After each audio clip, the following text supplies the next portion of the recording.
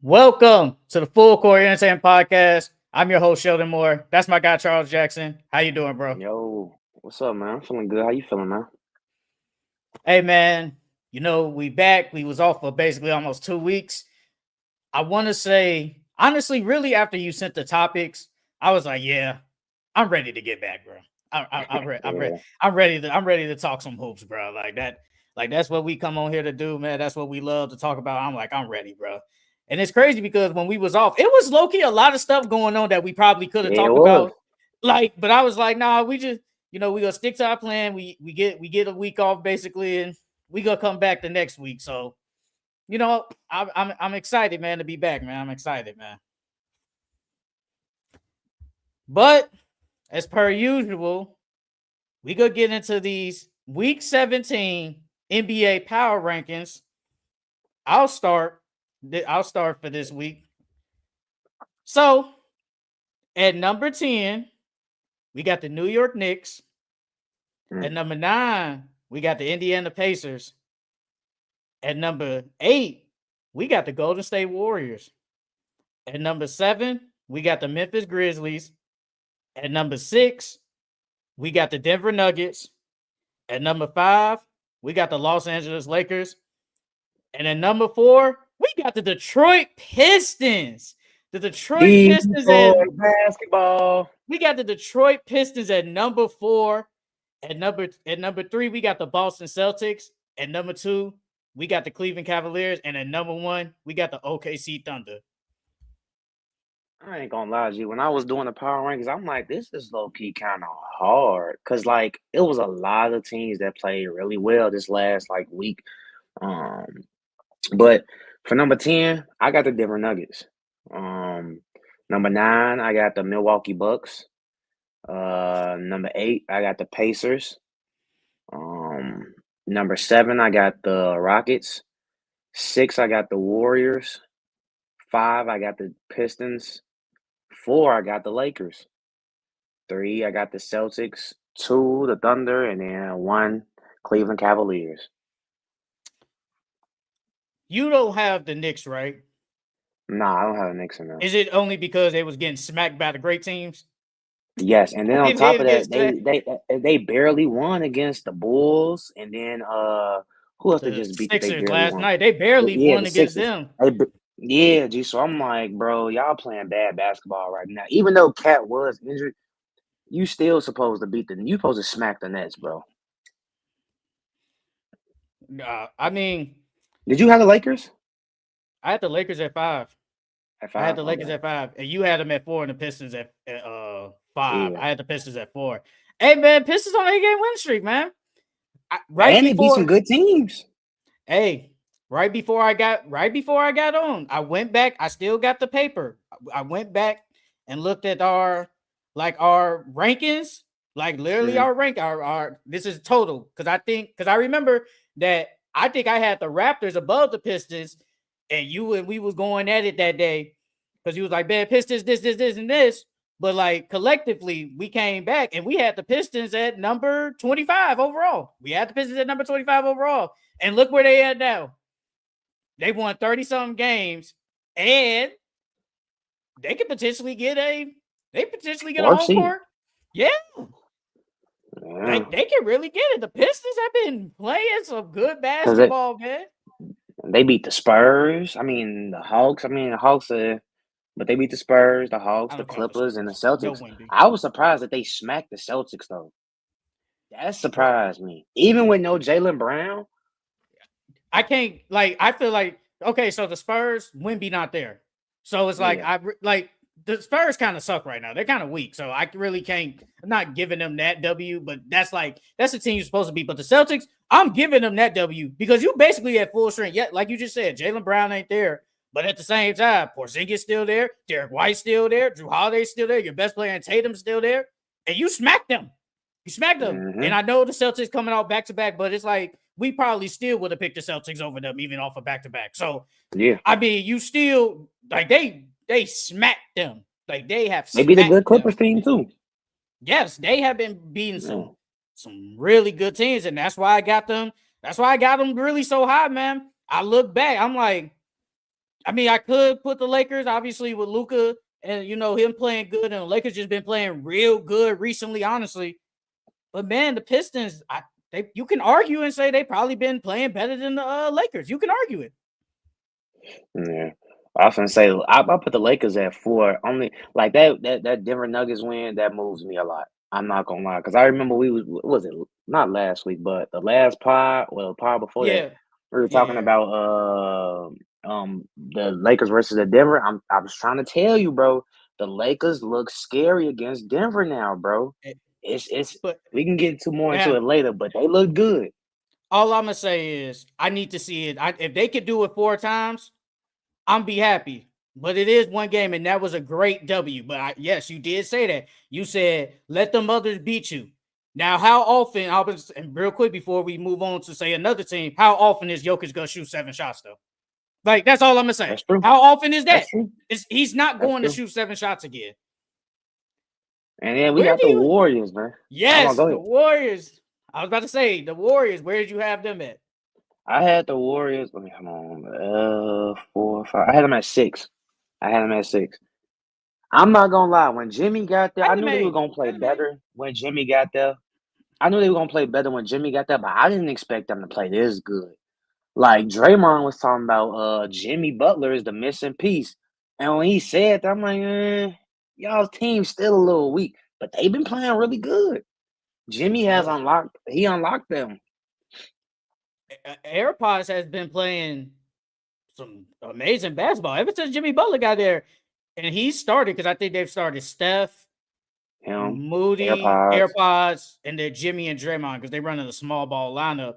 AirPods has been playing some good basketball. I'm giving them credit. Buddy Hill off the bench has been playing okay. Like and Kaminga. I think Kaminga's supposed to come back. I think it's today or really soon. So they're Yeah, I getting was gonna say they another doing guy. all this without Kaminga. Yeah, Yeah, and he's most likely gonna probably stay on the bench, and that's perfectly fine. I think that's fine with what they're rolling with. And the Warriors, I mean, I didn't think they would play this. I'm not gonna lie. I didn't think they would play like this good. I thought they would be mid still. I thought they would still be like an yeah. okay team. I thought Jimmy Butler was always gonna play inspired basketball because you could tell he's playing so much better than what he was over there Hmm. with the Heat. But I didn't predict this. Like they are beating. Like I know the Mavericks don't got AD and all their bigs, but they basically like 30 piece them on Sunday. Like And, they 30 piece the Mavericks. and then we can't forget Steph been pooping. Steph Oh Steph man. has been hooping. That's a big part of the reason why they winning. Because if Steph not dropping these 30, I think Steph done had like what in the last, I want to say 5, 6 games, he had like at least 3 30-point games. Oh, He's Steph been has hooping. been playing amazing. Yeah. Like Steph, and that's probably because it's taken a like when Steph was going through that rough patch, he looked like a defeated man. Like, man, what can I do? Hmm. I'm the only one that can score, really. Now we got AirPods because I feel like this is what the Warriors was basically trying to. This is Yup. what they was hanging Saying on earlier. to. They was what Hmm. they was hanging on to. Like, hey, we want to keep him because this is what because we know he can hoop, and he really wasn't hooping early in the season. Now he's looking like kind of what he was doing last year as a rookie. Jimmy Butler comes over, been playing real good basketball. Draymond Green is still playing good basketball. Honestly, definitely on the defensive end, and you can honestly say offensive end. I think he's been playing a little bit better offensively. And Steph just looks better. He looks like he's preserving his energy that he doesn't have to really go off all the time because we know when Steph doesn't do anything, they lose basketball games. Shout out to Francisco, man. Yeah, man. But Yeah, man. There's no more Wemby, man. No more Wemby, and we'll get more into that later on. But yeah, man, no more hey, Wemby, bro. hey, what you think about Draymond saying it's they can win a championship this year? He low key tweaking, in my opinion. Like I understand you want to put pressure on your team and make your team hoop, but bro, let's be realistic here, bro. Y'all don't have no chance of winning, bro. Cause can they beat the Denver Nuggets? No, I don't think. Can they beat the OKC? No, Can they beat the Grizzlies? I think they That one can. a toss up. I think That they one a can. toss Bro. up. Who else we got? The Rockets. Can they beat the Rockets? They have actually been playing. They play good against the Rockets, low key. They been some close Yeah, games. They be playing them good, low key. I don't think So they can. I it's a don't think they can chance. win a chip this year. Especially if you gotta go through OKC. I don't think they can go through OKC or the Nuggets or the Lakers. I don't think they can beat the Lakers either. They're not beating the Lakers, bro. Mm, So the Warriors, they beating the Bulls. Week 16, whatever. You beat the Bucks. I don't think Giannis played that game though. But still decent W. Lose to the Mavericks. Okay. You beat the Rockets. Good defensive team. We would think good hmm defensive team, a good team overall. You beat the Kings. Kind of blew them out low key. You blow out the Mavericks. And then it's the Hornets. It's like, but I feel like they take care of business. And then tonight, obviously, they play the Magic, a team that's struggling really bad. So they're taking care of business. And I think Jimmy Butler hmm I think he's playing good. And I get to it. I get to that later. But I just like what the Warriors are doing, man. Stephen A. And when Smith they said like the that he changed their mind that because he said they weren't doing nothing. Then now he's like, they might change my mind. wasn't they like the 11th seed at one point, and now they the 8th seed. It was like they was either It 11th or was either 10th 10th seed. or Now they 11. They was like either Yeah, 10th and or now they 11. jumped up to 8, and now they got a chance at being what the 7th seed. Damn near 6, Uh, right? I can check real Let me quick. look at the Hold on. standings.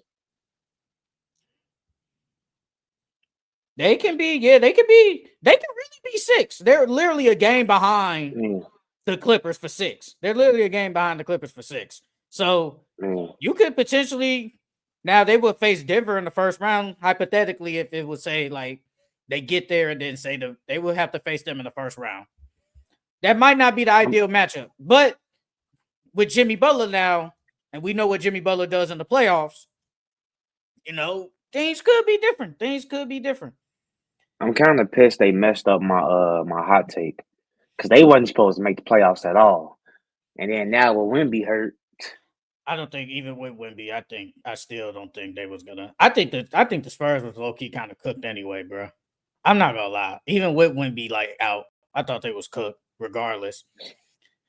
Hey man, I'm not gonna lie to you, and I will get more in depth a little bit. I know the Grizzlies are still the number 2 seed, but I feel like they haven't been playing number 2 seed basketball somewhat, bro.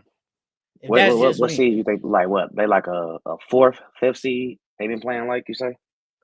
I mean, kinda, yeah, like okay, like I'm looking. You lose, you get smacked by the Clippers.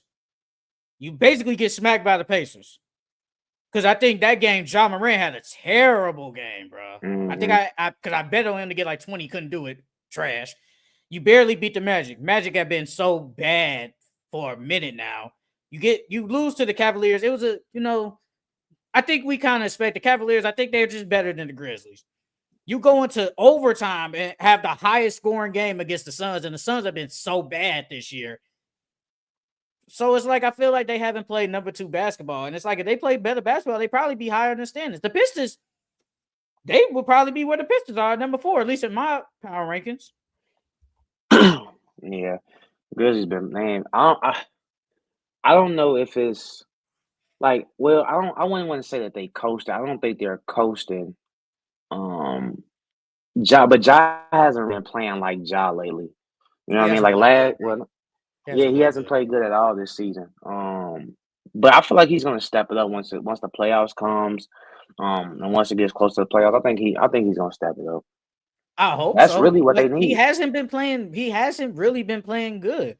And he's been somewhat healthy, but he was injured. And this is what I was saying. Like Jaren Jackson has been their best player all year. And I know you were saying like, they kind of close. It kind of hasn't been close, bro. Jaren Jackson has clearly been the best player this year. He's not the best player, but this year he's been better than Ja, bro. He's And clearly been better than Ja. and if they want to go far, no offense to Jaren Jackson, but he can't be your best player in the playoffs. Ja has to be their best player at all times if they want to at least get to second round or Western Conference. Because I mean, the Grizzlies, they will face either one of these playing teams. And we just said it earlier. Timberwolves, could they? Maybe. That could Golden that'd be State, a that'd be a nice one. Golden That'd be a State, nice we one just too. talked about it. Mavericks, a healthy Mavericks team, and the Kings.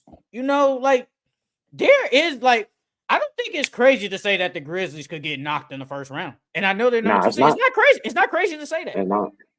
It's not. And of course, we have the top three as per usual, but you have the Cavs at number two. And the Cavs And I have got them been at the one. Cavs are, oh my bad. But I yeah, got number Kevin one. one. Cavs on the 8-game winning streak, man. The Cavs have just been good all year. They've been Yeah. honestly say second best team all year. Or the best team outside of them and OKC. One thing I'm confused. I mean, well, I'm not confused about it. I get it because Max Strus has been there. But me personally, I would bring Max Strus off the bench to start DeAndre Hunter. I think he's better defensively. Max Strus may be the better shooter, but as far as defensive purposes, I would start DeAndre Hunter. It's not like DeAndre Hunter can't shoot either, but you could put DeAndre Hunter on either the best player or the second best player, and you bring Max Strus off the bench for scoring. But I ain't mad But at I'm him though. I like the addition. He's been playing really good since he's been there too. DeAndre Hunter he's been playing good basketball, and now that he's on the winning team, it can inspire him more. But I just felt like, I mean, I think because I remember, I think you asked, I think he was like, do you bring him off the bench or whatever, or you start him? No, I think he said, do you start him? I said, I just bring him off the bench. I mean, that's what he's been doing all year. Like, and I think he's just been playing really good off the bench. And I think when it comes to closing lineups, you could put him in over Max Strus. I think Max Strus is a better shooter than DeAndre Hunter, and it helps spread the floor better. But DeAndre Hunter is the better player. He is the better Hmm. player. But having him come off the bench, I don't think it's the worst idea because when they probably do say go to a lineup where Darius Garland or Donovan Mitchell, one of them stays on the court at all times. Okay, who is really like your second scorer? And Ty Jerome has basically been really Yeah, he good been this hooping year. too. Yeah, Yeah. Ty Jerome, and then you add DeAndre Hunter. You basically got three scores on the court, honestly, at all times. I don't have a Yeah. problem with it. I mean, that's just me though. I don't have a problem with it. I ain't gonna lie, they still on fraud alert for me. I ain't gonna lie, even with Hunter, it helped move the needle a little bit for me, but they still on fraud alert, bro. I gotta see what they do in the second round. In the second round, Yeah, because they getting out the first round. They getting out the first round for sure. yeah, they either go face Orlando, Miami, Atlanta, or Chicago. Like they're gonna Yeah, face bro. one of They those getting out. four, Yeah. and then they So I will gotta see either what they do in the face. second round. They could either face Indiana, Milwaukee, or maybe even Detroit. Mm. And you have OKC at number 2. Yeah. Bro, I ain't gonna lie though, blowing that game.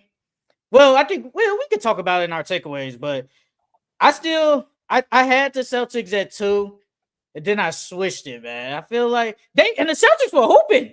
Like they were Hmm. really hooping. I know they got smacked by the Pistons, but the Celtics were low-key hooping. But I just feel like obviously they haven't really been playing better than Cleveland and OKC. And then tomorrow they actually face against each other. This is gonna be the last time they face against each other until possibly an Eastern Conference Finals.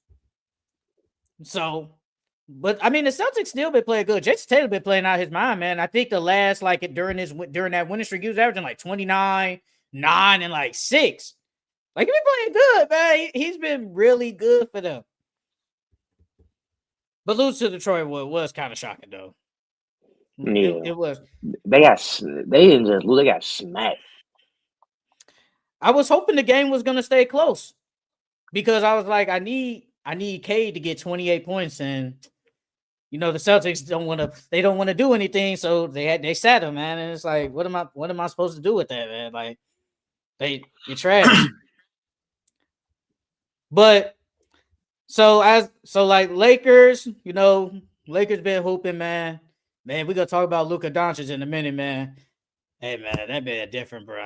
He different, bro. My favorite He white did. boy, man. Hey man, my Tyler Hero, man. That's a 3-point champion right there, man. Tyler Hero, bro. But that's it for our Week 17 NBA Power Rankings. Let's get into our NBA takeaways of the week, man. I guess we can honestly start with probably one of the games of the week. Let's start with the Luka Doncic when he dropped 32. I think it was 11 and like Against Denver, right? 7 against Denver. Let's start with Yeah, that game, 32, man. 10, and 7. Yeah, Yeah. man. Let's Hey, start. I ain't gonna lie. That it shocked me that they beat them by 23. I thought it was gonna be a close game, but beating them by 23 low key shocked me, bro. I was surprised that Jokic only took 7 shots. But then when I went and rewatched the game earlier this morning, like Oh, bro, the they was condensed, switching everything. the They was they, condensed version. yeah, they was switching everything, and then they put Rui and Vando and Bron on Jokic the entire game. They didn't put Jackson Hayes on them. And then they let the others score. So like they let Aaron Gordon go off. They let Westbrook, do his thing, whatever like that. And they really locked up Murray and Jokic. But that's like I was saying on the pod a couple of weeks ago. Like Luca offsets Jokic, and so now you got Braun versus Murray. Braun gonna win that, and then as long as and then you got Austin versus Michael Porter. Austin's the better player right now. So I believe in the Lakers. Yeah, I think if they was to face in the playoffs, the Lakers would knock them out in the first round. I don't think they face in And the Luke, first round. Well, they could potentially. They could. I think they're third. The Nuggets are third. Denver will have to probably be fourth, and the yeah, Lakers have to be then fifth. we'll have to lose. Yes. But I and it's like Luca not even playing like Luca right now either. He's been rusty. So just imagine when he gets his feet back under him and he knocks the rust off. And then Luca in the playoffs is a whole totally different monster. So it's gonna be if they meet in that first round or they meet at all in the playoffs, it's gonna be a nice series. I wish I would have had this picture. I wish I would have screenshot it, but off the top of my head, the Lakers since like the Luka Doncic trade, they're like first. They're like top. I'm not. They're like top 5 in defensive rating and like top 5 in offensive rating. They've been really good on both sides, honestly. And I think this is the first time LeBron is actually playing like legit all ball. And at least me, I said, man, I wanted him to play all ball with Westbrook.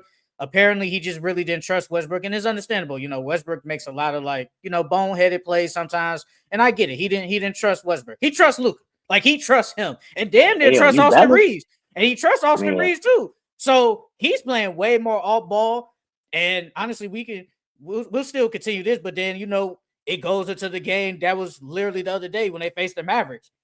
He was juvenized in the fourth quarter because he don't have to handle the ball all the time when he had AD as obviously the second best player. Like he can be, I guess I don't want to use the word free, but he just rejuvenized. So we can get 16 points or 14 points from LeBron in the fourth quarter. But honestly, against the Nuggets, JJ Redick put up a good game plan. And like you said, we gonna let Jokic ain't scoring because he was passing. And the thing was, everybody was hitting their shots. Everybody Mm-hmm. on the Nuggets was hitting their shots, but also the Lakers, they were hitting their shots too. So it's like you kind of offset it. And the Lakers defense that game was crazy. Like you said, they was throwing doubles at Jokic, damn near triple teaming them at one point. So we gonna let, like you said, we gonna let the mothers kill us, and Jokic, we only gonna let you attempt 7 shots. And again, I don't expect Jokic to take 7 shots again. And also, one of the key factors in this game, the Lakers only had 8 turnovers. The Nuggets had 20. You're gonna lose. Like it's gonna Yeah. happen. If you have 20 and the other team has literally less than 10, you're gonna lose the game. Vando, I'm telling. Remember when we were talking about you saying that you don't think Vando was gonna be that big of a deal if he got back, bro. Vando played really good defense on Jokic.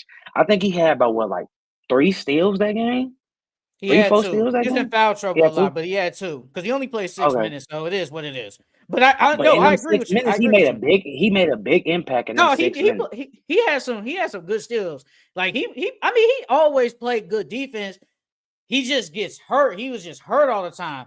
But Yeah. I feel like it's him, Dory Finney-Smith, Rui Hachimura Yep. this year playing good defense. And this is what I was talking about. Not to you, but just people like, bruh, I would take Dorian Finney-Smith, who is a legit 3 and D, over D'Angelo Russell, who we don't need offense and another ball handler. We just need 3 and Ds, and this is what we get. Like this is Hmm. exactly what we get. And if we can get 4 for 9 from Rui, 21 points, LeBron, 25 points, obviously, Luka, 32 points, which we'll most likely get in the playoff series, and 23 points, 4 for 7 from 3.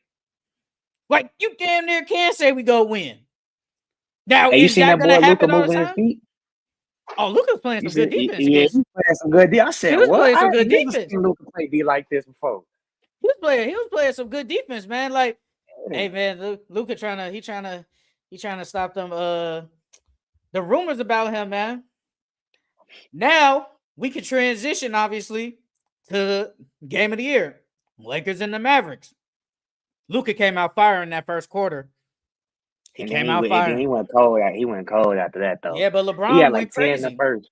Yeah, he did. He did, man. And then Kyrie went crazy too.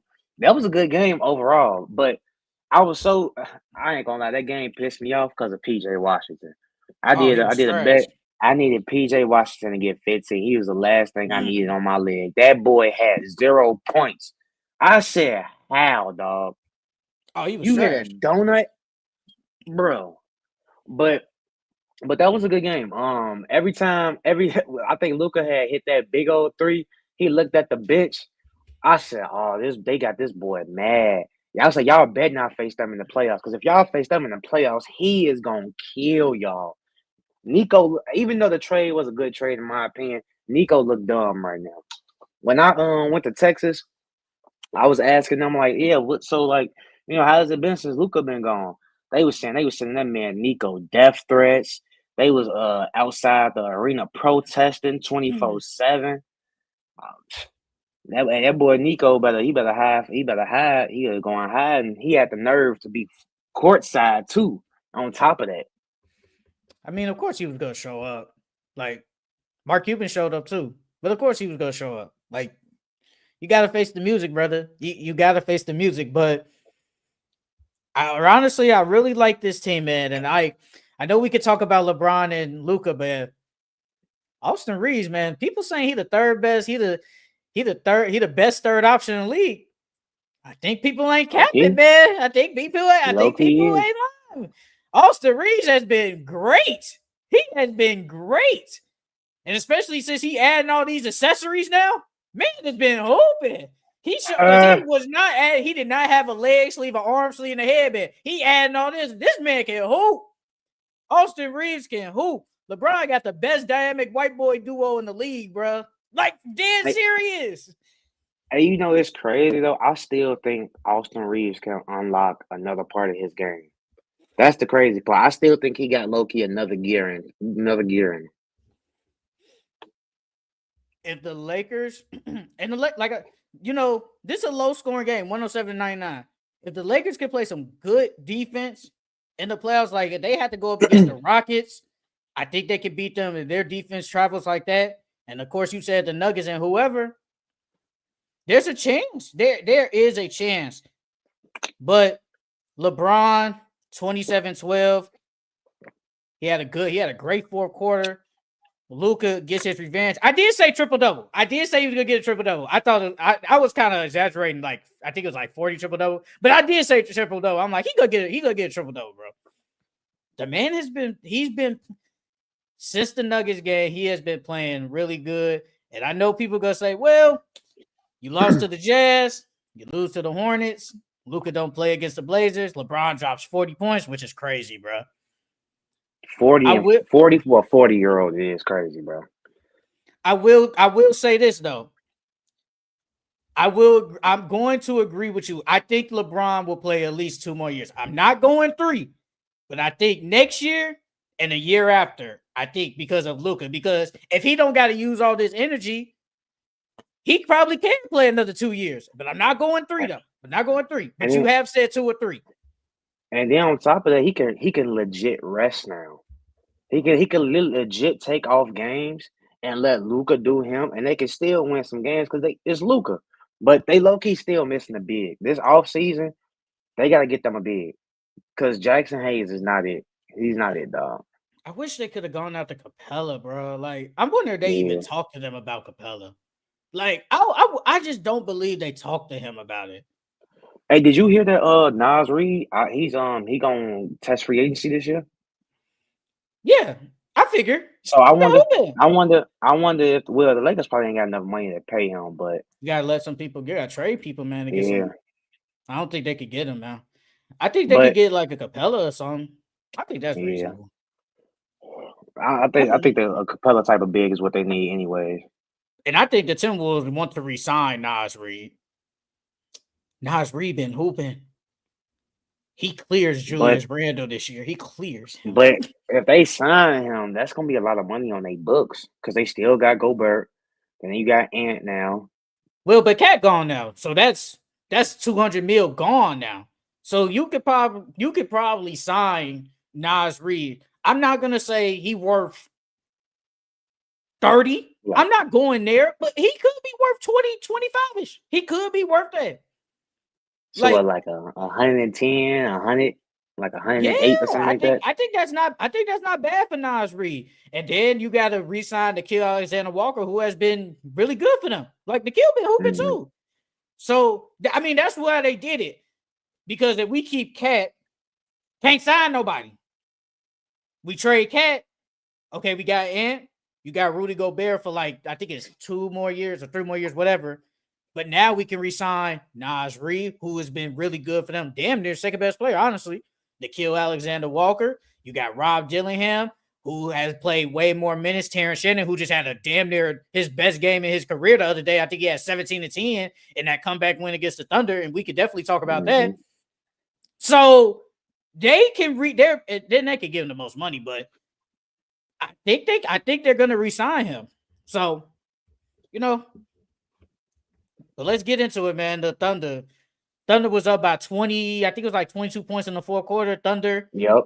The Timberwolves, they had majority of their bench in. I think they had Nas in, Jaden McDaniels. Oh my God, Jaden McDaniels has been hooping, and I think this is what especially me. I've been waiting for Jaden McDaniels' offense to be just like this.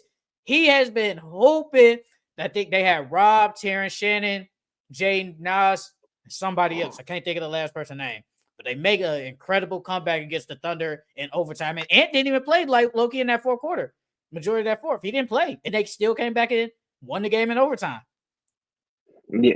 So like this is the thing that bugs me with the Thunder. Like the Thunder, they like lately they've been having a lot of close games with teams they not supposed like that. Even though Chet wasn't playing, bro, y'all up 21 in the fourth. Y'all not supposed to take y'all foot off the gas pedal and let them come back. But my thing is now that you seen that the T-Wolves do this, are y'all trading? Are you trading Julius Randle this offseason? Even though we both said that he doesn't need to be there, but do you let him go? Well,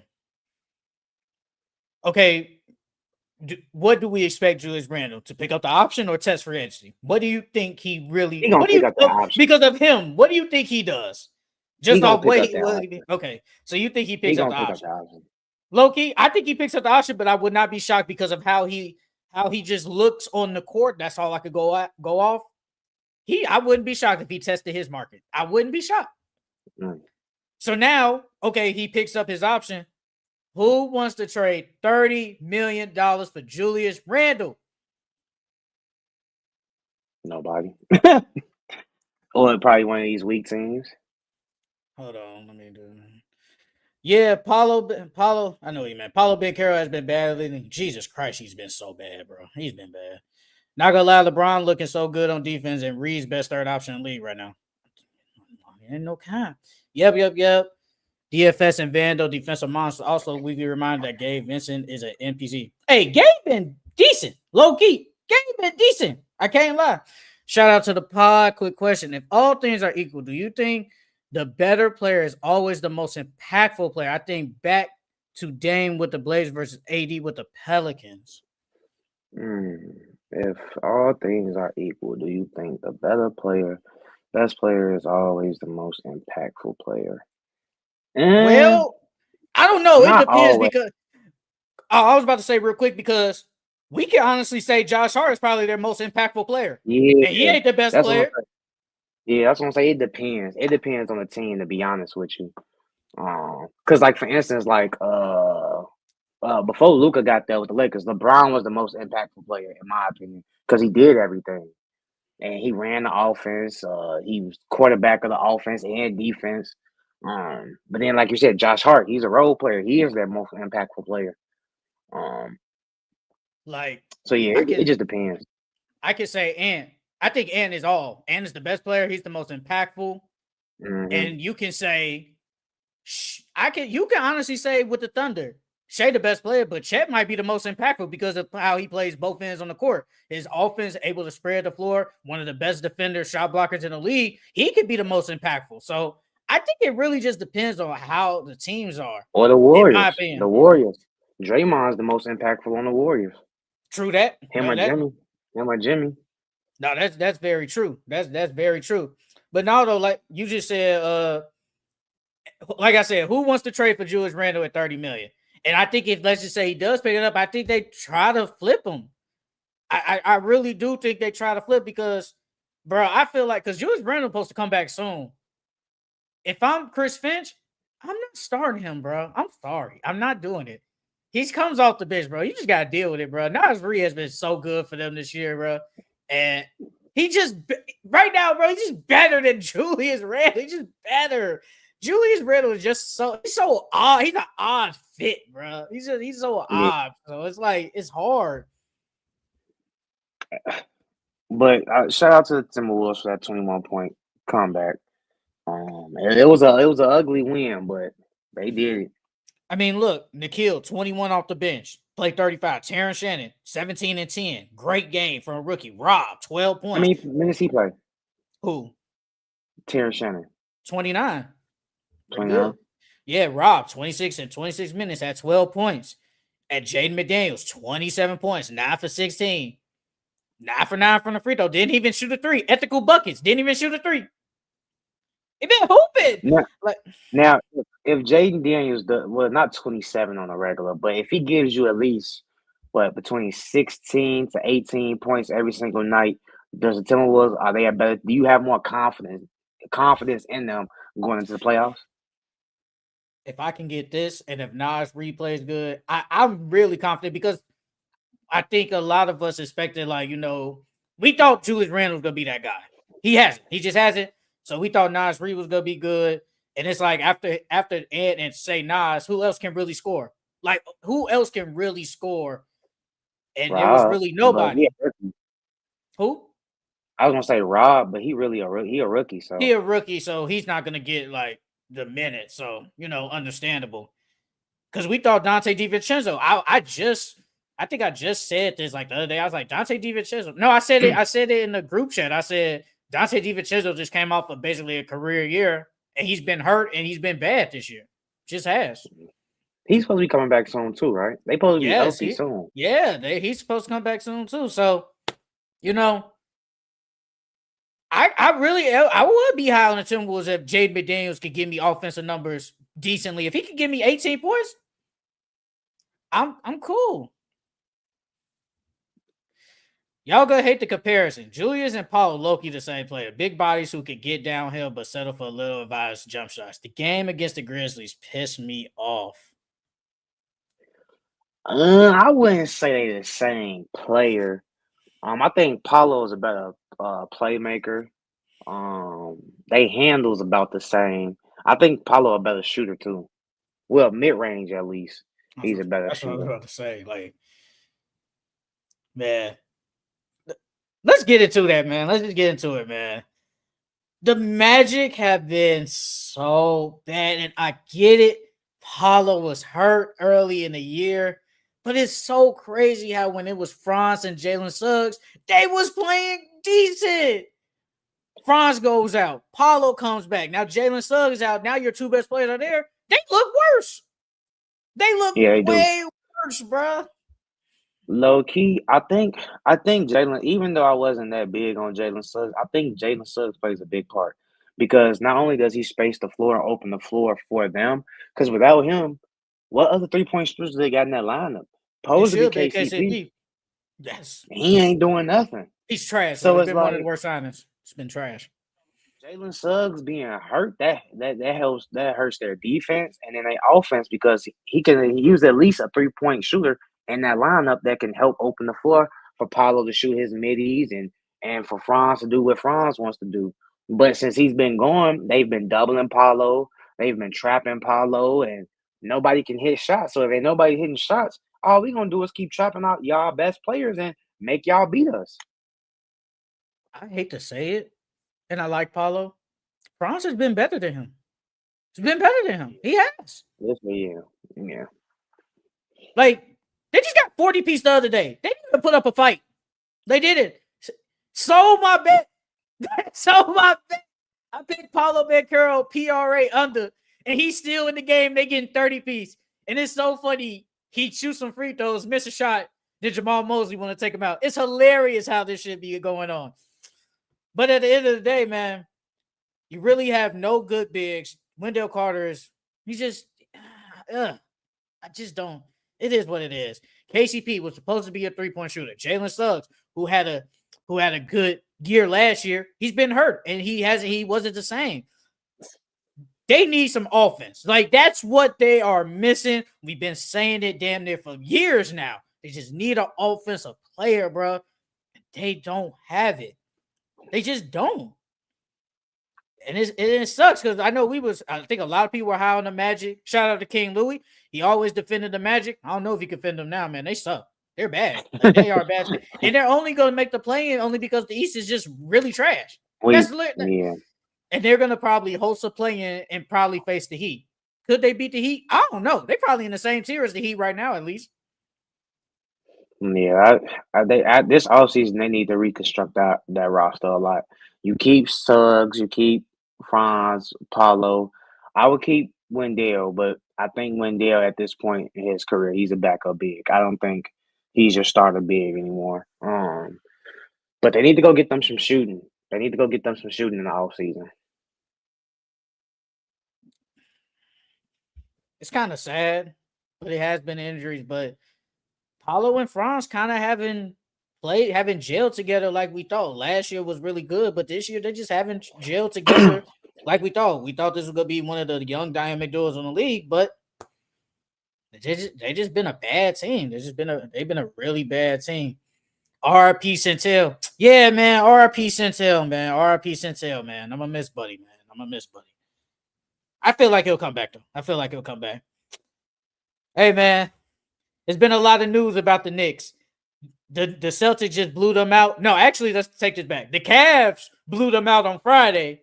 They come back on Sunday and got smacked by the Celtics. And now people I think it was a post that said they're 0-7 against the top 3 teams in the NBA. So it's showing that you can't handle the big boys. Yeah. The Celtics, when the Celtics are at their best, I really don't think nobody can stop them. I truly believe nobody can stop them. But the Knicks, bro, I know you watched that game. Tom Thibodeau sees Cat gets hurt. Y'all getting smacked. He brings him back in the game. Who does that? Bro, who does that? Why are you bringing him back in the game? Why are you bringing him back in the game? Knowing y'all down by 20, you're not going to come back and win, bro. It's not going to happen. You're not going to win this game. You just saw Cat hurt his knee, and you go bring this man back in the game. I just feel like that's just bad coaching on Tibbs' part. Like, I just don't like when he does that, bro. Sometimes you got to give it up. Sometimes you just got to give up, bro. Throw in the white flag. Bro, I think that the Knicks are fatigued, bro. I think it's finally starting to show. Because you getting smacked by the best teams in the league. You barely beating these weak teams. Like, they got to be fatigued, bro. Ain't no, because, bro, they still playing like 40-plus minutes a night. Like, that's unacceptable, bro. Like, you got a bench for a reason. I know your bench isn't that good, bro, but you got to rest your players, bro. By the time playoffs come, they might get smacked in the first round because they so fatigued. Because who they going against in the first round right now? They will face the Pistons. Is it crazy to say the Pistons could sneak in there and win? I think a lot of people. No, it's not crazy. A lot of people have the Knicks winning, but I feel like if the Pistons will somehow come out and say a 6 or 7 game series against them and they won, I think a lot of people wouldn't be shocked because the Pistons have been pooping and the Knicks just. I wouldn't be shocked, bro. I wouldn't be shocked at all. Only reason why I'm still picking the Knicks over them is because the Pistons never been there before. And to start the season off, we've seen that, how they fumbled in close games later on. But now this is the playoffs. I've never been in the playoff atmosphere before. I think the only person on your team that's been in the playoff atmosphere before was Tobias. You said And what? so I said the only person that's been in the playoff series before on their team is Tobias. Tim And Hardaway. I don't and Tim Hardaway, okay, so but that's not good enough. So I would still pick the Knicks, but I wouldn't be like you said, I wouldn't be shocked if the Pistons would knock them out the first round.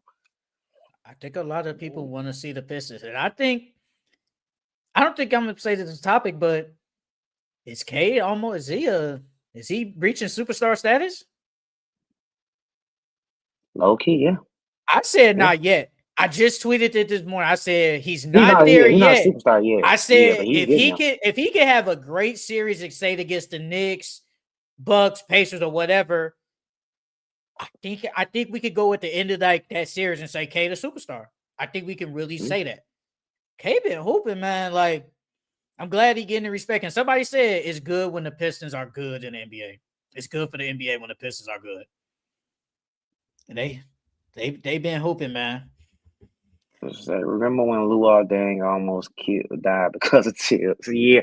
I forgot how many minutes he played the game. He played the whole game, I think. Like Against legit who? the entire game. Against I don't who? remember who it was against. But I remember. I want to say it was a playoff game. I don't remember against who though. But Luol Deng played the entire game, and at the end of the game, like he was like you seen him well, not the end of the game, but throughout the course of the game, you seen him in the timeout, like he was dead tired. You got any other takeaways? Yeah. The Hornets. The Hornets historic losing streak. They suck, Bro, bro. in the last 3 games, bro, they've lost by a combined 131 points. That is insane, bro. And I was low key kind of high on. Well, I wasn't high on them, but I thought the Hornets would have done better than what they have this year. But Brandon Miller's been hurt. LaMelo's still been hurt. Miles Bridges has been their best player this year. Well, not their best player. He's been their most healthiest player this year. Um, and then the whole thing with Mark Williams. Mark Williams was hurt to start the season. Then the whole trade thing. They haven't been healthy. They've been playing more. They've been playing more. Not wouldn't say meaningful, but they act like they care out there now that Charles Lee is the coach. It's just no one's been healthy for them. I don't know where Charlotte's going, bro. I don't know what the future holds for them, bro. Like real talk, because you have LaMelo, but he's always hurt. You got Brandon Miller, who could potentially be a star player in this league. Miles Bridges, we probably seen the best of Miles Bridges, and I think he's always going to be a good player. But I think this is his ceiling. This is it. And it's like Mark Williams, we've seen what he can do, but he's always hurt. They haven't really like in a long time frame. I can honestly say they kind of hit on their picks. You hit on the Mello, you hit on Brandon Miller, Mark Williams. Miles I Bridges. can say Miles Bridges, but like in total, I feel like they kind of really haven't hit on a lot of draft picks. So it's like, where are y'all Especially to going? be drafting in the lottery every single year. Exactly. And they most likely, and they're going to get another lottery pick this year. And then LaMelo, at some point, he gonna get tired of this. He's going to get tired of this and potentially ask for a trade. I've already said I think he'll ask for a trade probably in the next 2 years. Like I can really see it because he's too much of a, I don't want to use superstar, but too much of a known player to be stuck in Charlotte. Like, bro, people just starting to see PJ Washington can play. And he was always good in Charlotte. It's just they suck. Mm-hmm. And he goes to the Mavericks, a good team that's winning. Now people say, man, PJ Washington really, he was wasting away in Charlotte. So I I don't know mean, what they're doing. but LaMelo can't be too mad because you ain't been healthy. Like this is No, I what agree. I see what people mean when they say LaMelo, or where analysts and media people saying that LaMelo isn't a winning type of player.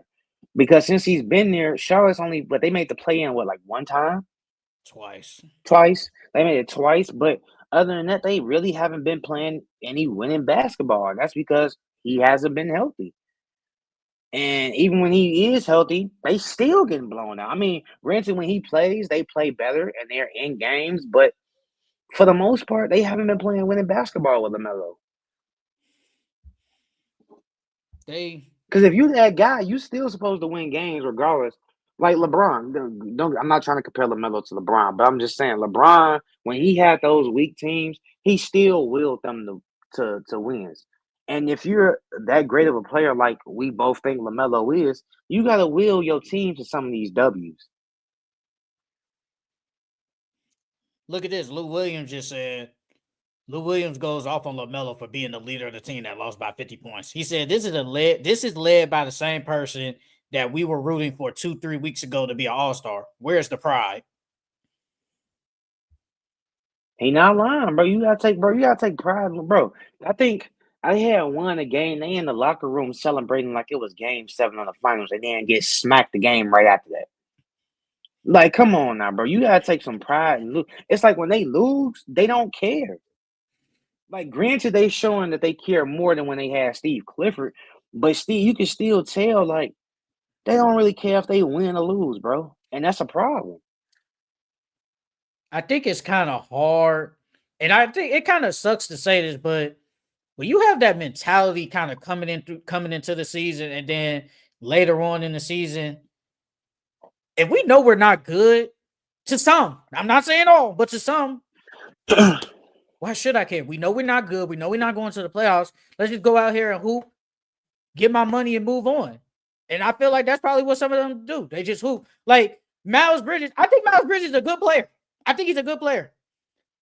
But I do kind of think he might not care about winning because last year he could have gone to the Suns and they probably could have used him. Yeah, they I'm could not now. really use him. Would they would have beaten Timberwolves? I ain't saying all that, but they could have used him. He chose to stay in Charlotte.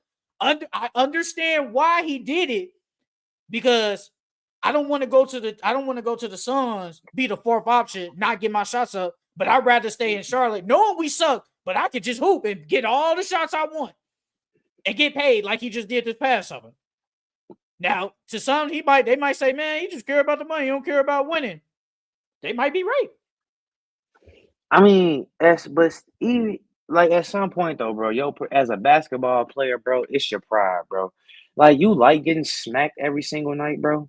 You like losing you like being the one on the worst historic losing streak in NBA history. Like, come on now, bro. At some point, y'all pride gotta kick in.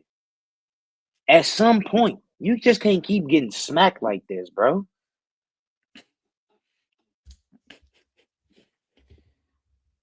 You got anything else?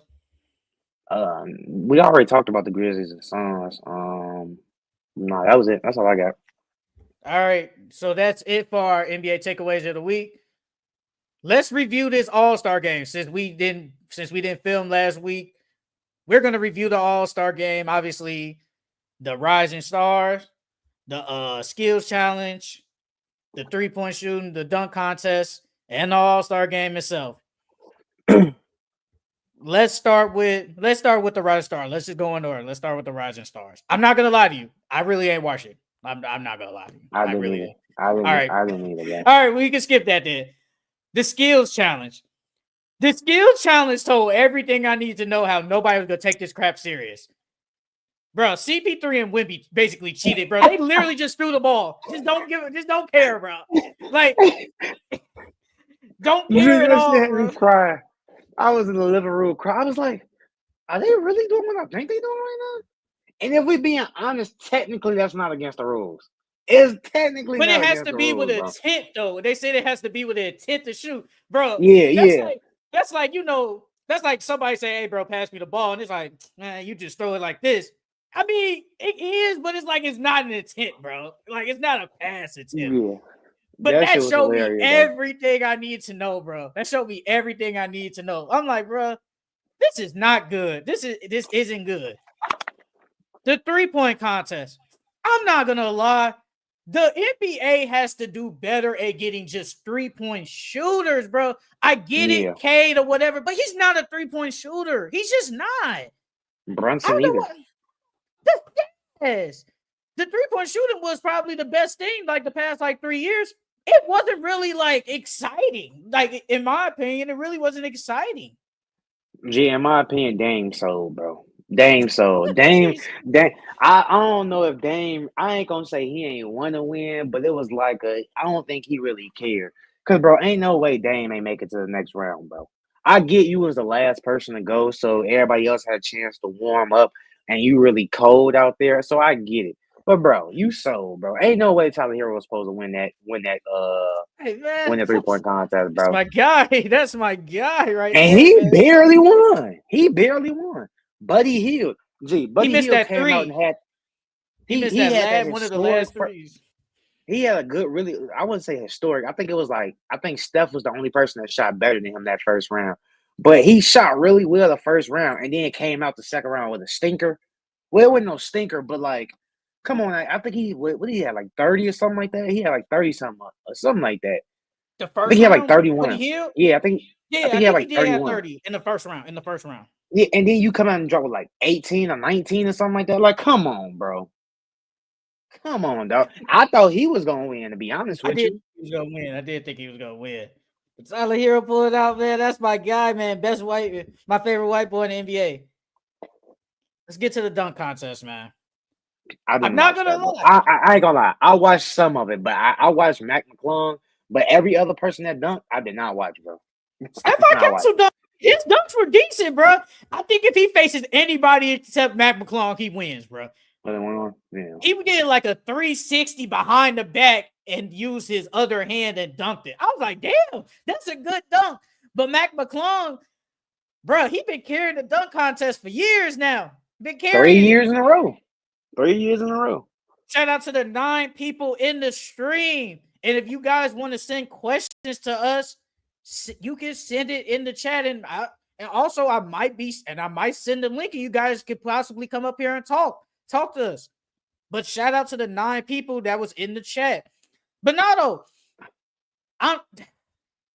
the NBA has to do something, bro, to bring in some legit dunkers, bro. Montes Buzelis, trash. Andre Jackson, trash. Bro, I think I seen on Twitter, Ja was like, we might have to get in the dunk contest. They low key tired of seeing this little white boy win, bro. He talking about Zion, Eric Gordon, and what was it, Zach LaVine? Well, let's get in the dunk contest Giannis next year, said, bro. he said, if you do it, I do it. Bro, don't nobody want to see your ass, Giannis. Bro, get sit your ass down. Bro, I don't want to see. He was in the dunk contest before, and he was trash. If I'm Mac McClung now, y'all might have to up the price for me, because it's like, or y'all gotta like, hey man, we'll give you $1 million if you show up. Because it's like, what's the point if I'm just gonna win? There's no competition.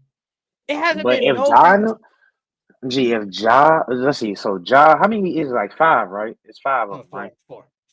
It's 4. Four. Okay, so Ja, Mac, Zach, Zion, and Aaron either Gordon. Zach LaVine or Aaron Gordon, or they might do 5 with them. I couldn't see them Yeah, doing 5 5, with them if bro. Aaron Gordon and Zach. Zion, Aaron Gordon, Zach LaVine, Mac McClung, and Ja. Oh my God. Okay, What?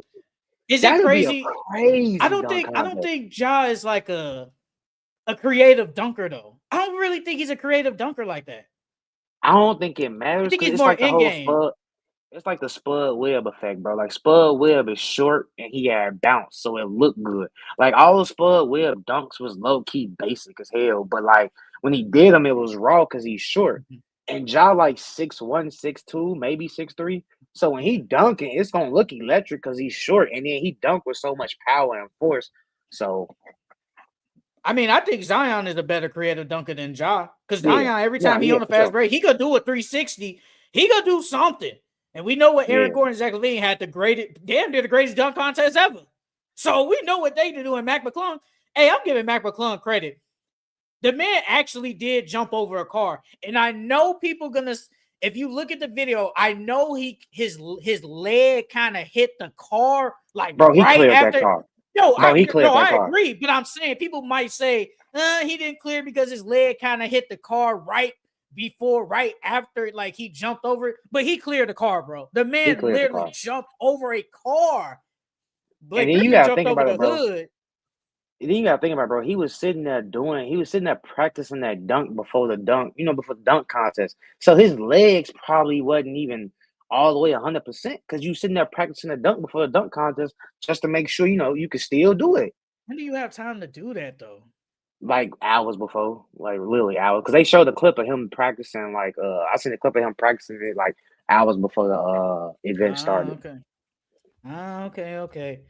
But his dunks, man, he got straight 50s all throughout, bro. He don't be missing like 4 times, bro. He clears it on the first try every time, bro. Hmm.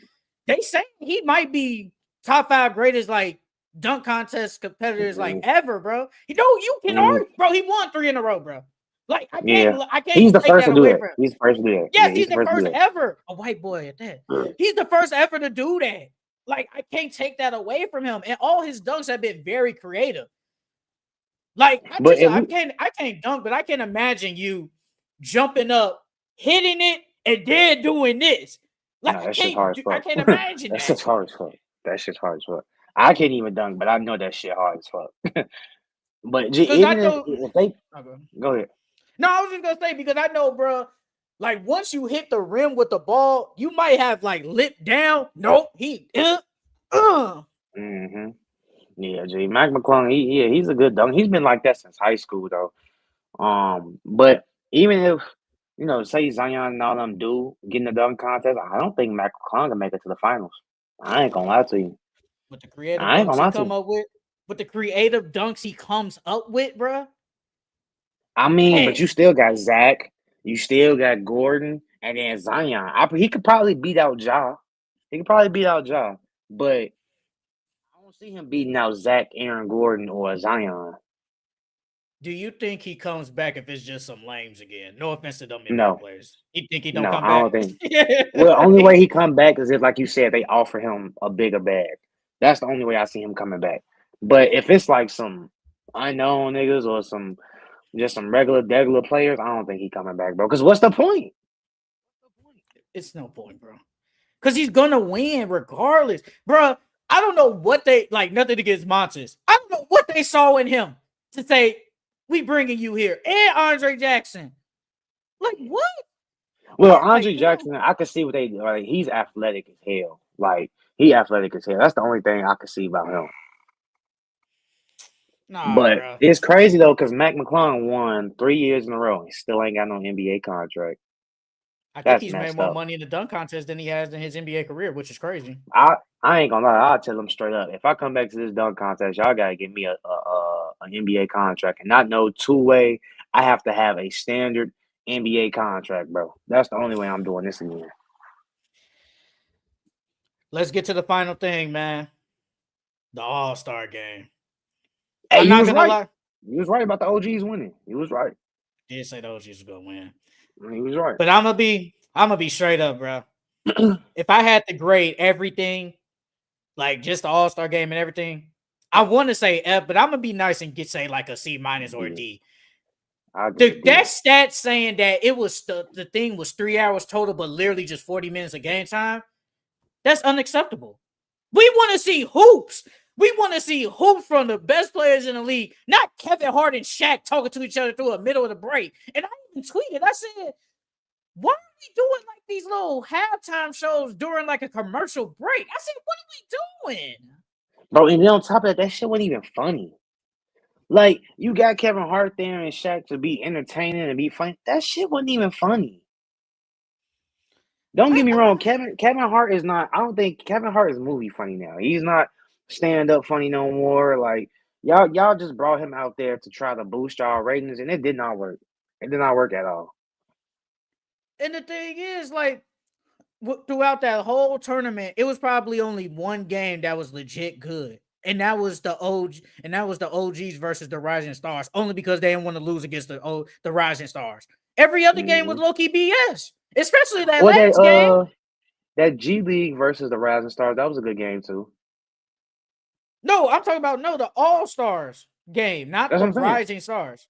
You said G League I, versus Rising Stars. yeah, I mean, but that was a part of the All Star weekend for them to try No, to, I'm not. No, that I'm was just the thinking straight to All Star game. I'm just talking about straight just the All Star game. oh. I'm not talking about that.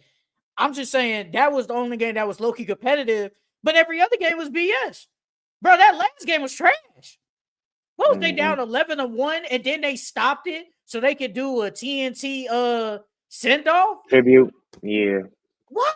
Like nothing. I know they're about to leave, but the thing is, they really about to go on ESPN. But it's like, why are we doing that in the commercial of the game? That doesn't make sense to me, bro. Bro, This you is seen bad. Shay told Kevin Hart, he was like, man, shut up, stop talking, come on, let's play. I don't blame him. I don't know if he was trolling or not, but I don't blame him. I want to who? Y'all just over here just talking and doing all this extra stuff, bro. It was not good. I'm not gonna lie. It was not And good. and then it looked like it was put together last minute, bro.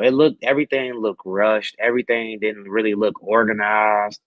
It was terrible. This is one of the worst All Star breaks I didn't watch in a long time. This is probably the worst one, to be honest with you. Bruh. And I know people don't watch NHL, but the NHL thing, they switched it up and their ratings were better than the All Star game because they did the four nations. I think that's probably what they might, not that specific thing, but they might have to go USA versus the world. But I don't know how you gonna get a lot of USA players that probably don't deserve. I don't know how that's gonna work. But you might have to do that. Then there was a report saying that NBC they might do a 1v1 tournament next year, and I think it's like $1 million, something like that. That could See, work. I was gonna say, to be honest, I think they need to go back. They need to go back to the old format, East versus West. They need to do that, and they need to add the 1v1 tournament. Like, and that 1v1 tournament right there would legit save All Star Weekend, bro.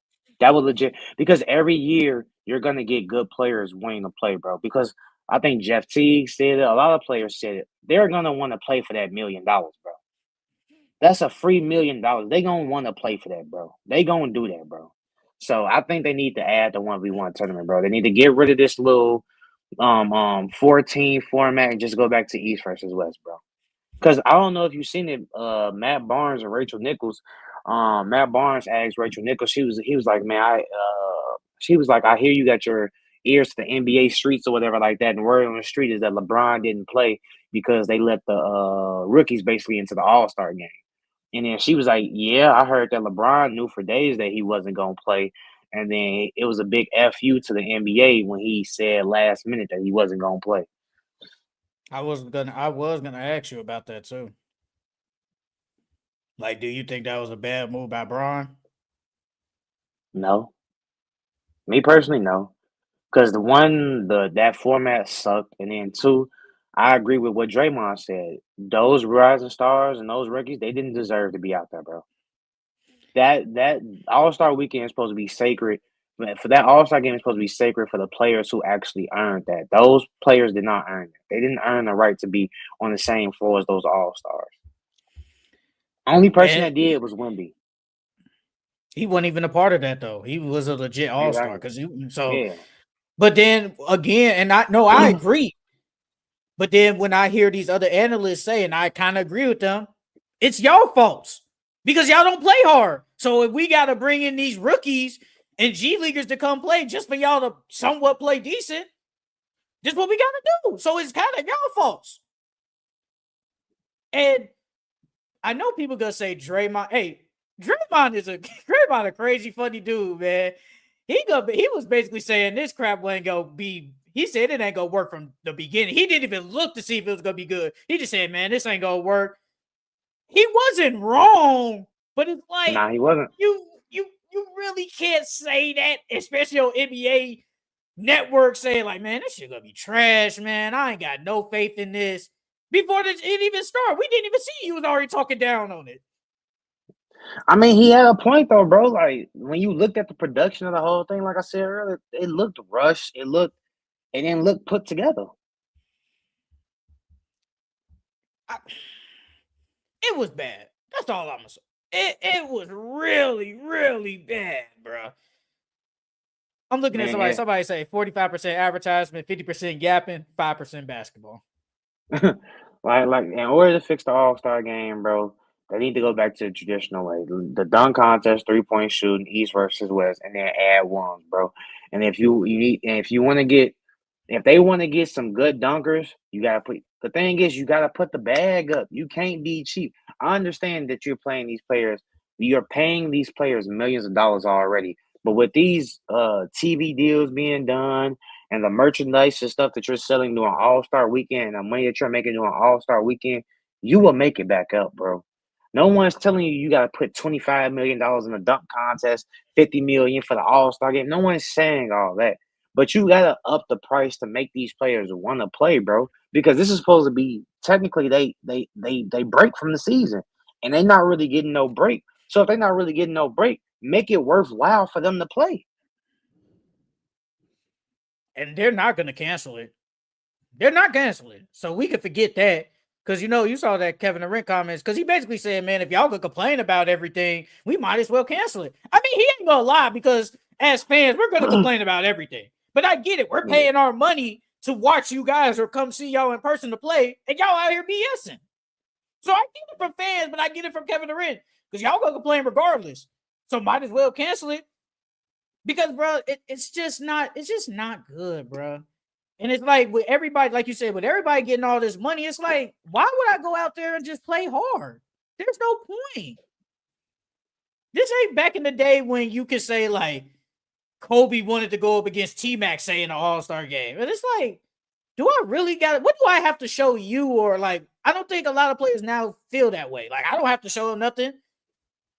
They really just don't care. What NBA player was saying that? Was it Jeff Teague? I forgot which NBA player was saying that, but they were saying, or was it, well, who was it? I can't remember who it was, but they was basically saying, like, players need to bring back that rivalry in the All-Star game. So, like you said, when Kobe wanted to go up against T-Mac and things like that, they was like the only player that could low-key bring it back is Ant Edwards. Like, Ant is the type of player in the All-Star game, he'd go at your head at the All-Star game and try to embarrass you, and you're forced to come back. Low-key, that's what we need. Like when Kyrie won that Brandon Knight, like stuff like that is what we missed about the All-Star game. While we got excited for the All-Star game, bro. Now people are not even looking forward to the All-Star game, bro. I think people are just looking forward to a 3-point contest and they turning that thing off.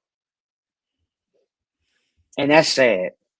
I don't even think we won the 3-point contest. I feel like the NBA was banking on Caitlin Clark, Sabrina, Steph, and say Klay Thompson, and they backed out. And Caitlin Clark, bruh, I hate Rob Parker, bruh, for saying that Caitlin Clark kind of ruined the NBA All-Star game because she didn't want to like be in the 3-point contest for. He said that? I can send you the video after this, bro. He damn near said that, bro. And I'm like, is it really bad that she wants to do her first 3-point contest in her league? The fact that we need to bring her in our league makes it worse. We have to bring her. It's bad. That's like, I don't get it. Like, why are we nothing against them? But why do we have to bring in other women shooters for our league to be good and for people to watch? It shouldn't be that way. It shouldn't.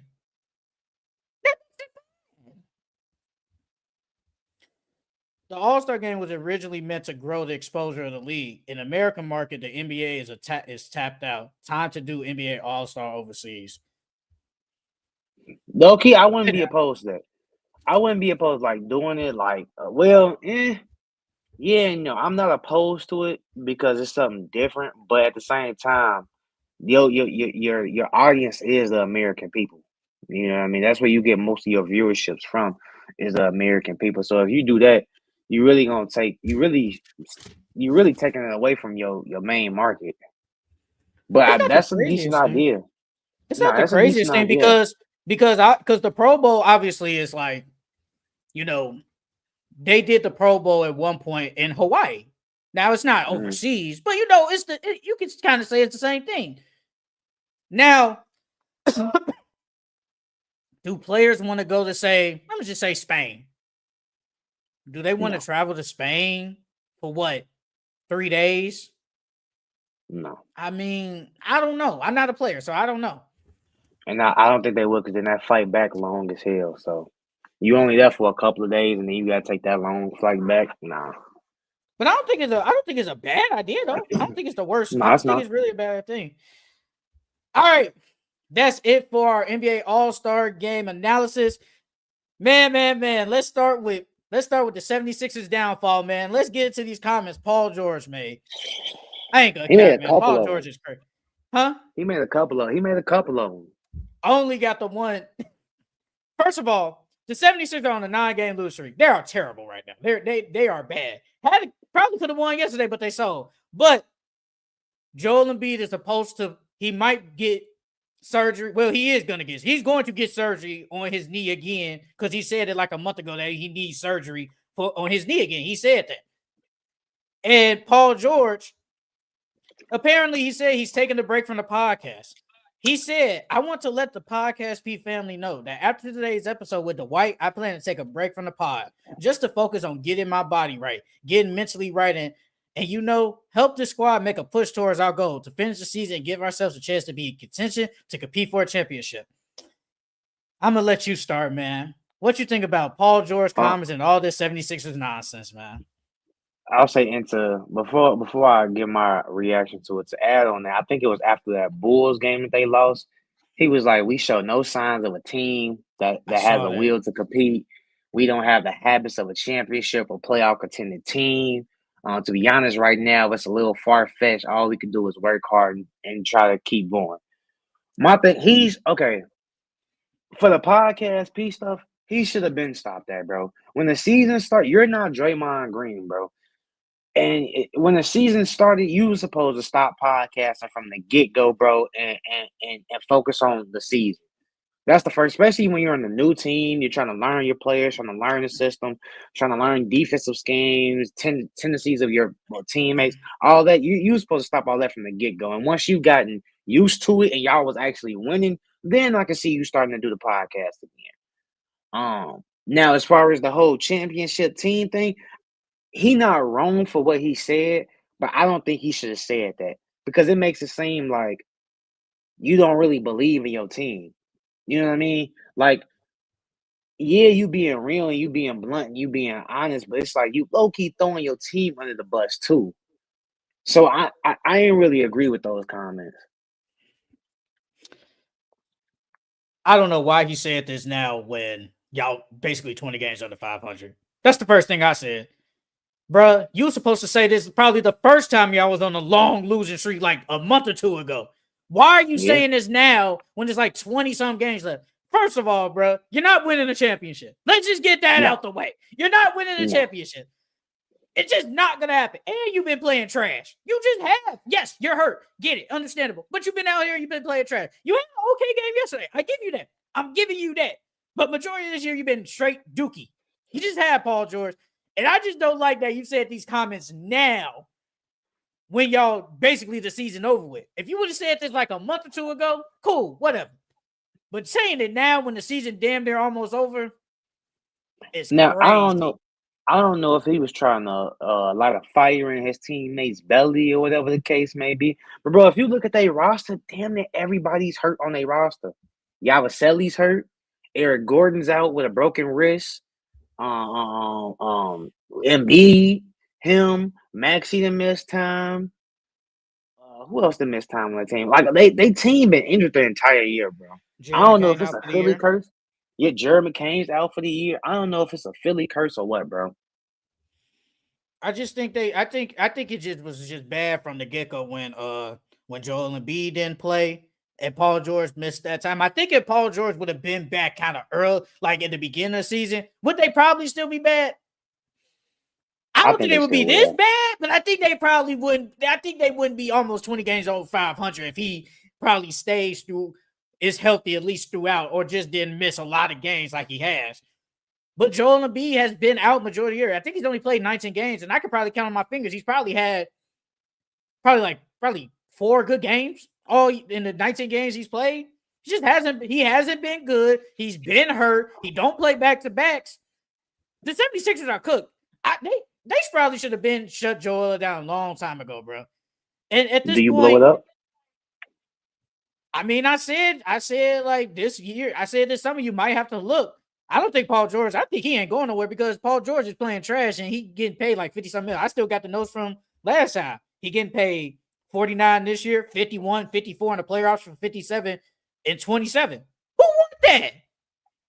Who wants that? And you especially playing trash. Joel Embiid, and I get it. He's still good when he's healthy, but he hasn't. He get paid 51 this year. Then 53, 57, 62, and 67 and 28. An off-injured big getting paid $67 million the last year. And you know most likely he's going to take that because, hey, I'm hurt. Yeah. So who wants that? And I feel like I forgot who said it, but this might be their team. I think this is it. Joel, Paul George, Maxey, Jerry McCain comes back. You get a high draft pick. You Kelly still got Justin Oubre. Edwards. Justin Kelly Edwards been playing Oubre. good for them. Then after that, you gonna have probably because you don't have money because Tyrese Maxey, Joel, and Paul George take a majority of the cap. So you really can't do that. I think they might be a second April team. So you really can't sign no other really good players. You got to get some below average role players. This might be it. This might be their team. To be honest, I wouldn't blow it up just yet. I will wait because I think Joel got 2 years left on his current contract, and then his new contract kicks in 2 years. So I would give it these next 2 years to see what's going on, and if it's still looking like this, or if it's not looking like we going anywhere, I say blow it up and just build your team around Maxey, Jerry McCain, and whatever draft pick you get. And the thing is, they said about that surgery, they said they might have to take a bone from his hip to realign it. And I think somebody said that takes that recovery time might take almost a year. So then next year gonna be a throwaway year then. Because you ain't gonna win that year anyway. So somebody said then this is get like another lottery. They might get another lottery pick too. Do they have their pick? Most likely. Somebody said this might be this could be possibly another Yao Ming. Could never stay healthy, man. It had to retire earlier than expected. Now I ain't going that far saying Joel retired. But I mean, we kind of on that. What? Remember I asked that should Joel retire? I think so, but I don't. This was like a couple of weeks. It was like a couple of weeks ago. I was like, should Joel Embiid? Yeah, it's been. I probably say it's been like a month, maybe. But I was like, should Joel Embiid retire? And now with all this medical stuff coming out, it ain't like you said, it ain't too far fetched because he's on that Yao Ming path. I like Joel Embiid, one of my favorite players when healthy. But it's just not good, bro. And I feel like there's really no point of trying for him to potentially play, and then y'all make the play-in most likely might get bounced, and then you go either face the Celtics or the Cavs just to lose. What sense that made? And your pick is top 6 protected, so stay with that pick so OKC don't get it. I think that's probably the best thing they could do. It was a waste of year. This is probably one of the most, I can honestly say probably in the last 10 years, it might be one of the most disappointing seasons for a team ever, bro. I say seasons and team in general. One of the most disappointing teams. Just for the expectations that a lot of people had, and especially I had them. I think I had them third best in the. Yeah, you did have them. I had them third best in the East. Man, they at the bottom, bro. They lost to the Nets the other day. What we doing? And the Nets ain't got nobody. The Nets could potentially Cam Johnson. The Nets could potentially make the play-in. Hey, that hot take might be coming true. Remember, I said the Nets will make the play-in, man. It might come true. I'm not gonna lie, it might come true. I saw something. It was recent. Try to find it but it was about Joel. It was something about his knee, because I swear they said that. Where is it? Bro, I swear it was something recent, bro. I can't find it. Whatever. But yeah, man, 76 is bad. I don't like Paul George comments. I just think it was a wrong time, bro. I just think that he shouldn't have said it when you're basically trash and saying we gonna compete for a championship. I get it, understandable, but y'all ain't win no damn championship, bro. I'm sorry. Y'all just not doing it. All right. That's it for the Philadelphia 76ers. I want to get into what Anthony Edwards said. They asked him about could he be the face of the league? And he said, not really. That's what they got Wemby for. And then he also said, when they asked him again about being the face of the league someday, he said, well, I'm capable of being that guy, but I don't want to be that guy. Put it like that. I want to be the guy to just show up and hoop and just kill dudes and go home. What do you think about Anthony Edwards' comments about being the face of the league? I don't like it, bro. I don't like it at all. My thing is, you have the talent, you have the charisma, you have the personality to be the face of the league. He doesn't want to be the face of the league because what comes with it. I think he said it when he was talking to Steve Smith. He told him like, I'm capable of being that guy, but I don't want to be that guy because what comes along with it. And what comes along with being the face of the league is the politics, being politically correct all the time. And I don't think he wants to do it. I think Ant wants to be Ant. And that's not a problem at all. You can still be yourself, but just clean it up a little bit. Like stop the cursing. And he just wants to do what he wants to do. But if you're the face of the league, bro, that opens up so many doors for you as far as investment opportunities, as far as money. Like it opens a lot of doors for you. You get a lot of connects by being the face of the league, bro. Like look at Bron. Bron's been the face of the league probably since what, the 2010s? Over a Man, you can decade? say he's He's been been the face face of of the the league for over league a decade. probably maybe like you can honestly say probably like 07, 08, 09, something around there. You could argue it. I'm not saying he was, but you could argue it. So it's like, bro, like, and look at Bron now. He's a billionaire. And when he retires and they do a league expansion, if they do a league expansion, he's gonna be a team owner. So it's like, because he's been the face of the league. Like, so being the face of the league opens a lot of doors for you, bro. So I don't like it at all. I think he should embrace that. And I think that he should want to be the face of the league. Because like I said, he has all the characteristics. He has all the intangibles to be the face of the league. I got a question. Do you think like the NBA and just say media, whatever, do you think they want the face of the league to be, say, like a family man to a degree? Not Because really. I don't think they want Shannon Sharp said that like a couple of weeks ago on Nightcap, because he was like LeBron James, family man, family, whatever. Steph Curry, some people say one of the faces of the league, family man, whatever. I still consider KD one of the faces of the league, but a lot of people don't consider KD face of the league. So I'm just asking that question. I'm not just asking. I don't think the NBA wants it to be a family man. I think the NBA just wants a player that everyone likes and everyone that can gravitate towards. So like Ja, at one point Ja was being considered the face of the league because everybody gravitated towards Ja. Steph, everybody gravitates towards Steph because he's someone that you can feel like you can play like, that you can actually be. You know what I mean? Everyone gravitates towards LeBron because he's supposed to be the next Michael Jordan and he's arguably one or two ever to play the game. You know what I mean? So I don't think you necessarily have to be a family man. You just have to be that guy that people can gravitate towards. That's why people love Ant so much because you like Ant. You like how real he is. You like how relatable he is. Like, so that's all I think. You just have to be somebody that you can gravitate towards. That's all. Wait a minute, Sheldon. Magic was not a family man. I didn't say Magic. Did I didn't say Magic, right? I said No, LeBron and no, Steph. no. No, he was saying like Magic was the face of the league at one point, but he wasn't a family man. That's what he's trying Okay. I get you. to I get what you're saying. But the thing is, so with Ant and his comments, like, I mean, I can't force him on him. If he don't want to do it, he don't want to do it. It's like when we try to force KD to be a leader. If KD don't want to Yeah. be a leader, he ain't gonna be a leader, bro. And he showed like KD just want to hoop. KD want to hoop, go home, probably go to the club, mess with some females, and move on. But Like, look how his legacy is now. Just imagine if KD would have embraced that. I think his legacy might have been different. what if he was the face of the league? Embrace being no, Oh, it's just embracing being a leader. Yeah, I think his legacy would have been different because now people would have talked about him different. man. People That's probably the would have. man. They Go ahead. just mad at him because he still went to Golden State. People still mad at that. That's why his legacy messed up and what he been doing trying to build these teams and it hasn't worked. Now the Brooklyn one isn't his fault.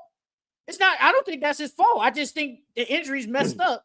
And then Kyrie has been so great so far ever since he left Brooklyn. But back then, Kyrie was kind of a hated man to a degree with all that other stuff going on. And Kyrie kind of messed it up a little bit. And with the Suns, You can kind of say it was his fault, but I don't really think so. You can kind of say it's the owner's fault for trying to go in and try to build a team that just ain't good. But I can't force him to be a face of the league. If he just want to hoop and move on, just go hoop and move on. I mean, I don't really have a problem with it. And the thing is, as an NBA, if I do want you to be the face of the league, and I agree, I feel like if people love you, and especially like he has his own shoe with a lot of people like his shoes. A lot of people say his shoes are I got really a good. pair. Oh, for real? Yeah, I got a pair.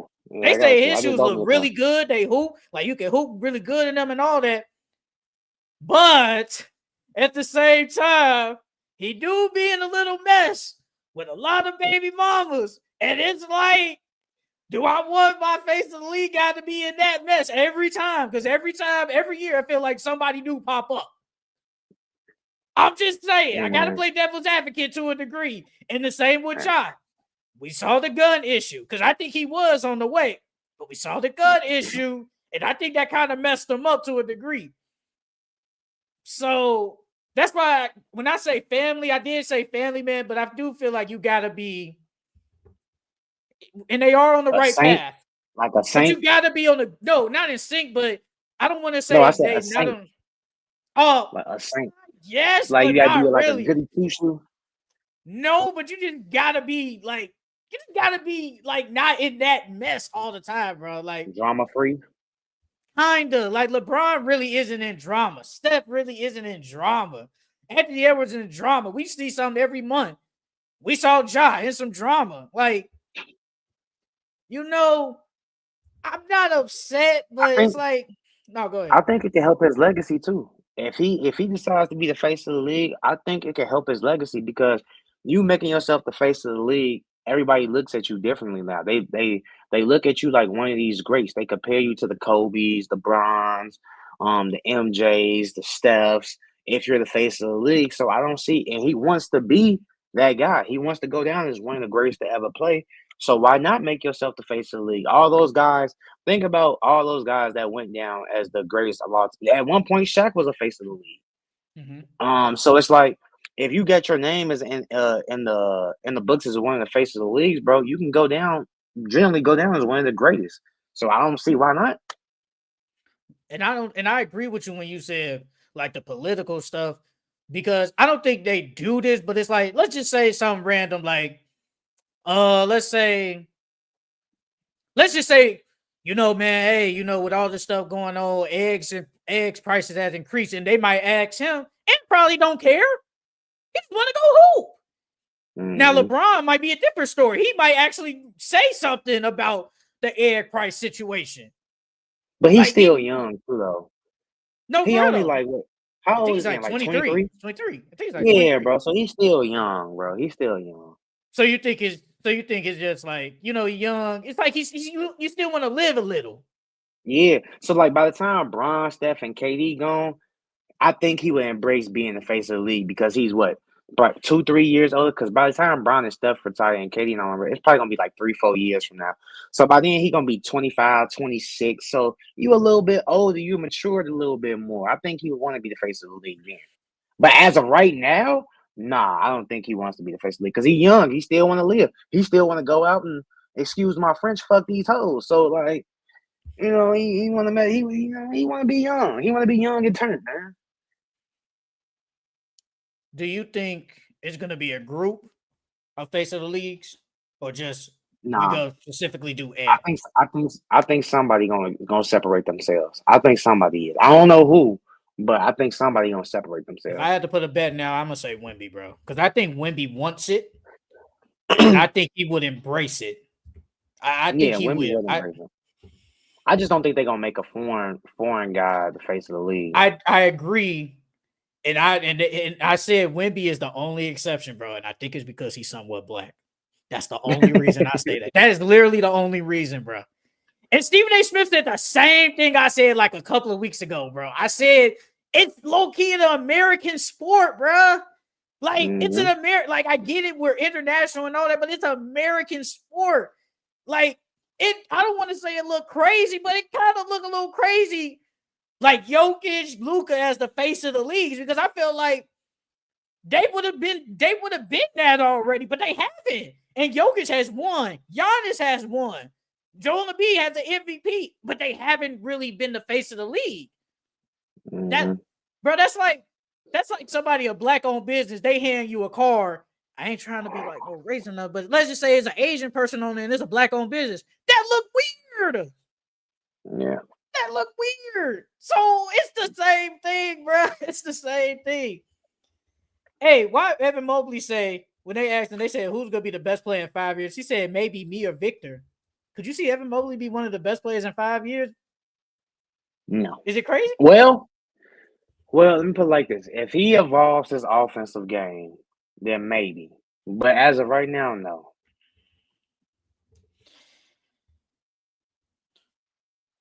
I agree with Justin. Tatum lacks aura, but he is the obvious choice for the face of the league. He just came out and said, like, he feels like he's not appreciative, and like, you take the name and the jersey off. Yeah. And you said, look at his stats. His career. Bro, this is what Brandon Jennings meant by he is soft. Like, bro, why would you even say that, bro?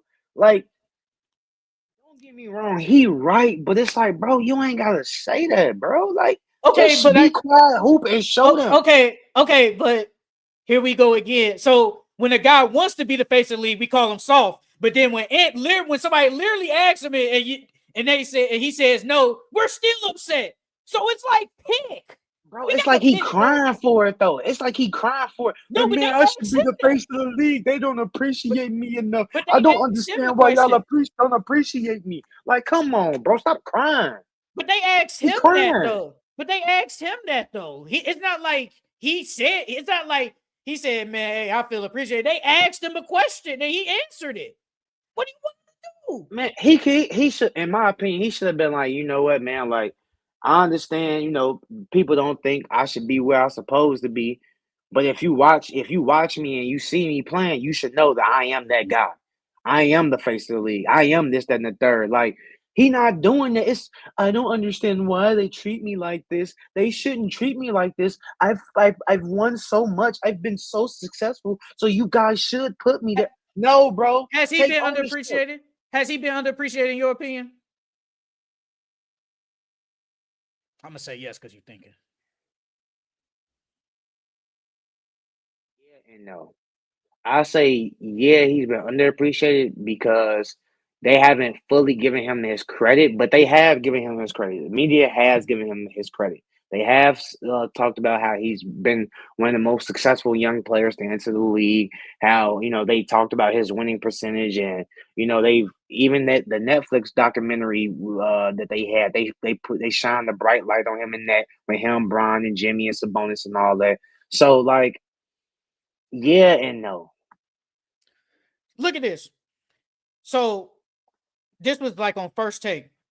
Michael Jeffrey Jordan. That's the kind of pay Shai Gilgeous-Alexander is on. And then somebody quoted and said, never mind. Now I understand what Jayson Tatum is saying. SGA is the same age, has accomplished relatively nothing compared to him, but the national media is putting him in combos with Jordan.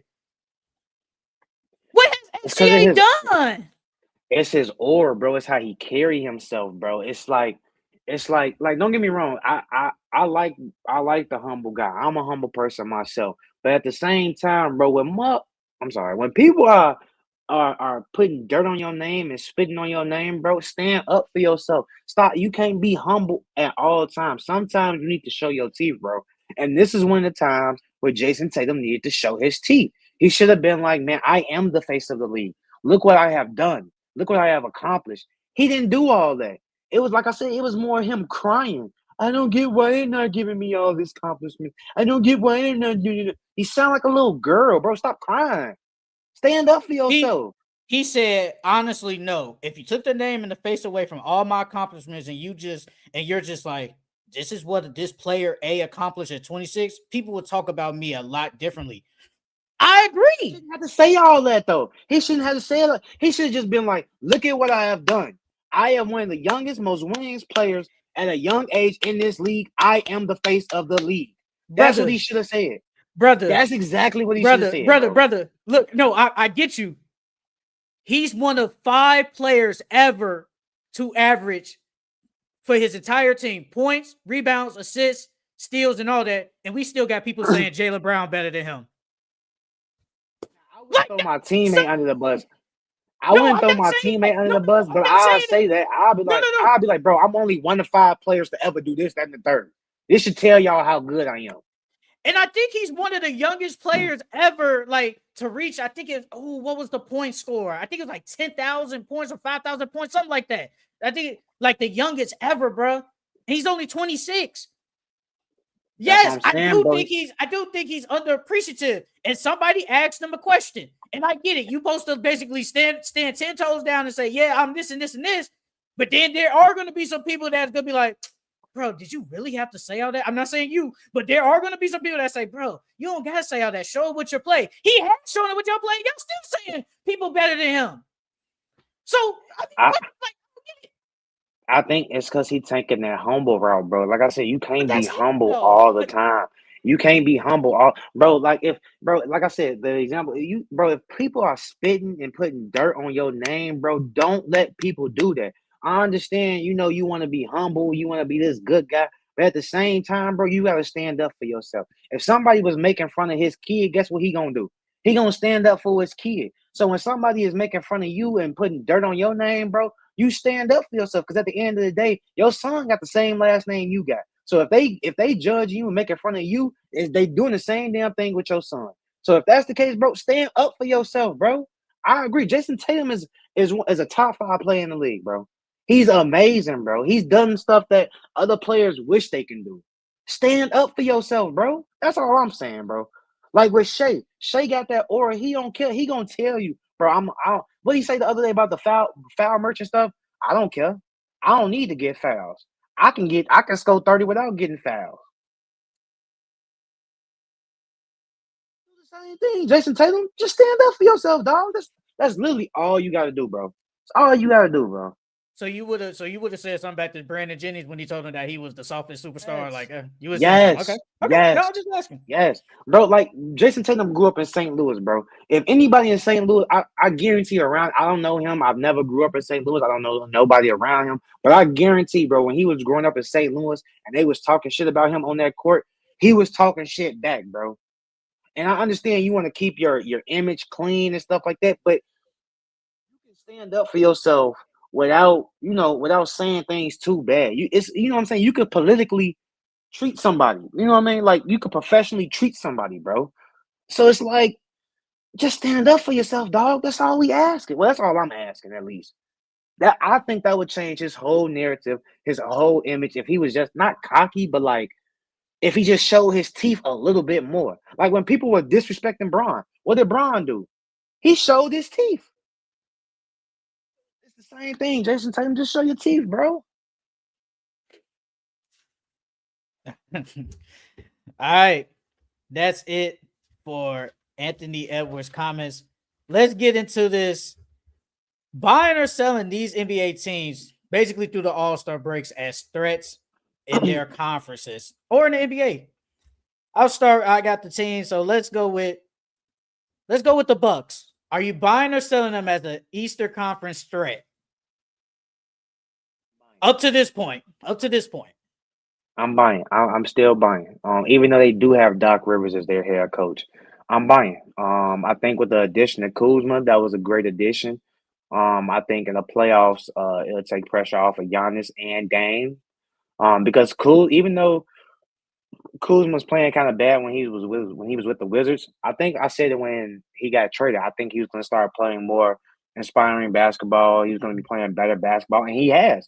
He's been hooping. Well, he ain't been playing that great, but his defense has been good since he's gotten there. His offense is still coming along because he's still trying to get used to the team and things of that nature. But I like the way he's playing with the Bucks so far. I think they have a legitimate shot in the Eastern Conference. I'm gonna sell, bro. I'm selling, bro. I You feel selling? like I'm selling, man. I'm selling, bro. I just feel like when we look at the teams in the East, I feel like it's Boston and Cleveland now. I think they clear everybody. I never liked their benching, especially with Bobby Portis getting suspended for 25 games. That Yeah, that might hurt. hurt them. I think Yeah, that's that gonna hurt hurt. them. Your bench wasn't already good anyway. Now you just lost. honestly probably your fourth best player, third best player, damn near. Mm-hmm. You just lost him. But he could come back in the playoffs. But for the rest of this regular season, he's most likely gone.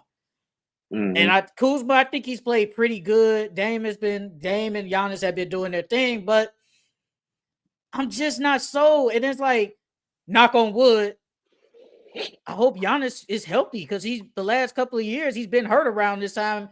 Well, later in the regular season, and they've been getting smacked, and they haven't won none since 21. So what has changed for me to say, yeah, I'm buying into it? Nah, I'm selling, bro.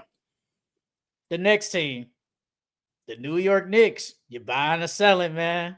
I'm selling, bro. I'm selling, bro. I ain't gonna lie. I'm selling, bro. At first, I was high on them, but now I'm selling because it's getting towards the end of the season, and only person that don't look fatigued out there is Josh Hart. But everybody else out there looks fatigued, and then by the time playoffs come, bro, their legs gonna be gone. And then you guys don't have a bench, and your defense is subpar, so you're gonna have to bank on outscoring teams every single night in order just to win. And I don't know if the Knicks gonna be able to do that because you have to stop don't get me wrong, defense does win championships, bro. You have to get timely stops in order to win a championship and win games. And I don't think they're gonna be able to do that. I'm selling. I'm selling, bro. I'm selling everything, bro. 0-7 against the top 3 teams. That's telling me if y'all get to the second round, you're just gonna get smacked. And I guess regular season playoffs is different. I get it. I understand that. But we've seen so far the Cavs look great. We've seen Boston multiple times be great and great in the playoffs. And what you're telling me is I got to depend on, like you said, the fatigue Jalen Brunson and Cat. And y'all play no defense to win, to basically win, to potentially get to a conference finals and might win a championship. No, like people talking about, man, they hoping Mitchell Robinson come back, and Mitchell Robinson been hurt forever. So we begging on him to come back just to see. It's like less than 30 games left too, right? So he got to get his feet back under him. He got to get his timing back right, bro. Like that's gonna take a lot. They stay supposed to come back soon, so I'm selling, bro. The Knicks have shown me nothing. I was really high on them, man. I thought it's crazy. They made those trades just to beat Boston, and Boston been smacking them around. They specifically made those trades just for Boston, and Boston been smacking them belt to ass. Now, I got a question. Now, if they had a bench, will you be more confident in them? Because I think if they had a bench, you can rest these players more. These players would be fresher for the playoffs. And on top of that, you got a bench, so you got players that you can rely on now. So that's a whole different team now. Okay, and I got another question. Even if they do have a bench, knowing Tom Thibodeau, he's going. I feel like he's still going to play his guys. He's going to play the main 7. I think he's going to play the main 7 or 8 in the playoffs. And like you just said earlier, they don't even got 8 already though. 15. They don't even got 8. If they had 8, I feel better. They don't even got 8. They probably got like 6. Well, if you count Mitchell Robinson, 7. So we McBride and Mitchell Robinson. So we playing with 40 dudes. I mean, 40 minutes for all these dudes is crazy. Yeah. I'm selling, man. All right. The Denver Nuggets. Are you buying or selling them as a threat in the Western Conference? We got OKC. We got the Lakers. Low key, I'll buy. I'll buy, and that's because of Jokic, and that's because it was really because of Jokic. I think Jokic is so good that he can will them. He can will them to the Western Conference. So I'll buy. I'll buy. I'm buying, man. I know. Hey, I get it. I know last time you said, hey, the Nuggets ain't played nobody. They was on 9-game win streak. They was playing against some free W coupons. I get it. I understand. But at the end of the day, you still got Jokic. You still got Murray. You still got Gordon. You still got Michael Porter. I think they can potentially make if they had to face OKC in the say conference finals or semifinals, I think it could be a series, man. They could honestly go back to the finals. I think, and it's just because Jokic is so great. I think they have a legit chance, man. I'm buying. The next team, the Memphis Grizzlies, buying or selling? I'm selling, bro. Damn. I don't think. Thought you was gonna say buy, okay. I don't think they got enough. The rookie Wells is good. You know, they have Bane and Jaren Jackson and Ja, but I don't think it's enough. I think they still missing one piece, bro. I think that Jaren Jackson has to be your third best player. Ja can be your first, but I think they missing just one piece, bro. They just missing one piece. I don't know. And then on top of that, Zach Edey hasn't. He's been playing good this year, but he hasn't really like stood out. If that makes sense, like he hasn't really like he was he 7'4", 7'5". He hasn't really 7-3, something like that. he hasn't really stood out to me. And then the playoffs, it's all about matchups. It's all about size. So it's what can Zach Edey do for y'all in the playoffs? Because if you're going against a Jokic, is Zach Edey going to be able to handle Jokic? I don't think so. Um, so it's like I don't believe in that team. And then y'all just gave up what is 100 damn near 30 points to the 48, 148 to the Suns. 148 to the Suns, and they butt like come on, Najee, nah. Nah. And then Ja hasn't really been playing that good this year either. I'm selling. I'm selling, bro. I don't. I'm on the cusp of saying like you with the Cavs. I think they might be on fraud watch. We seen it. We seen the Grizzlies be good like a couple of years ago. Yeah, they lost to the Warriors, yada yada. But I just don't trust him. Ja hasn't been playing good. Jaren Jackson is your best player. Good for him. And I like Jaren Jackson's a good player. Still can't rebound. You know, the bench, I think the bench is still pretty good. I think Brandon Yeah, Clark, they been got Modama, good. Gigi Jackson, Luca, Luke Kennard, Vince yeah, Williams, like Luca. that's Yeah. your bench. And it's pretty good, but I feel like if they had to face the right team, bro, I think they could get smacked. Like they could face, say, the Clippers. I could see the Clippers might smacking them. Timberwolves could possibly smack them. I mean, maybe even Rockets. this Rockets, maybe this new look Warriors. I'm really not confident in them to potentially go far or as a threat. I think I'm damn near might say they on fraud watch, man. So I'm selling. The next team, the Lakers. You buying or selling? I'm buying. Of course, I'm buying. Come on, Ah, man. Come on, man. They got my boy over there, man. They got my boy over there. And they got both of my boys over there, Brian and Luca. So, um, only thing, even though I'm buying, the only thing I'm scared of, bro, is legit that big. Is Jackson Hayes. So it's like if they can find some way to overcome that, then I can see them legitimately having a chance at winning it all. Because you have damn near two of the best point guards to ever play ever, Brian and Luca. Um, so yeah, I'm buying. I'm buying. I'm putting all my chips on the table, bro. If we could get a all ball LeBron James, Luka Doncic playing at a high level like he always does in the playoffs, third best option in the league in Austin Reeves, bro. I'm buying it. Their defense could play that good because they're gonna run majority small ball lineups. And like you said earlier, it worked against Jokic and they blew them out. And if they could get the right matchup, they could potentially win, man. Like I think we just expected LeBron and Luka to go crazy, and there is a chance that might happen. It's not out of this world saying they could go to the conference final. So I'm buying, man. Put all my money in there. The next team, the Minnesota Timberwolves. You buying or selling? I'm selling, bro. They a first round exit, in my opinion. I don't think they getting past the first round, and that's because that offense looks terrible when Julius Randle was there, and then they bench really hasn't been. Besides Nas Reed, they bench hasn't really been playing that good. Yeah, you got Rob, but he's a rookie. You got like they have potential pieces on their bench, but other than that, they bench hasn't really been playing that good. They defense isn't all like it was last year or the year before that. So no, I'm selling. Timberwolves, man. I'm selling, bro. I'm selling. I'm selling everything. I just don't think. I think they just don't have enough, bro. I think Nas Reed, like, yes, he's been so good for them this year, but can we see it in the playoffs though? Like, can we really see it? And I think he can do it. We seen Ant do it. We seen Ant do it. And right now they will either face OKC or Memphis. Minnesota and OKC have had good games. Games, And yeah. they They and two if and that's two. a They 2-2 on the season. and if they can face them in the first round, is there a chance? Because they played them really good. There is a chance. But I just Dante comes back, Julius Randle. We got to see how that works. But and Rudy Gobert hasn't really been that good. If we can get a Jaden McDaniels that's offensively good, there might be a chance. But I'm still selling, bro. I just don't trust them. I think we both said just a throwaway year. Let's see next year and see what happens. But I'm selling, bro. I got two more teams because I know we gonna kind of wrap it up quicker than usual. But the Dallas Mavericks, you buying or selling?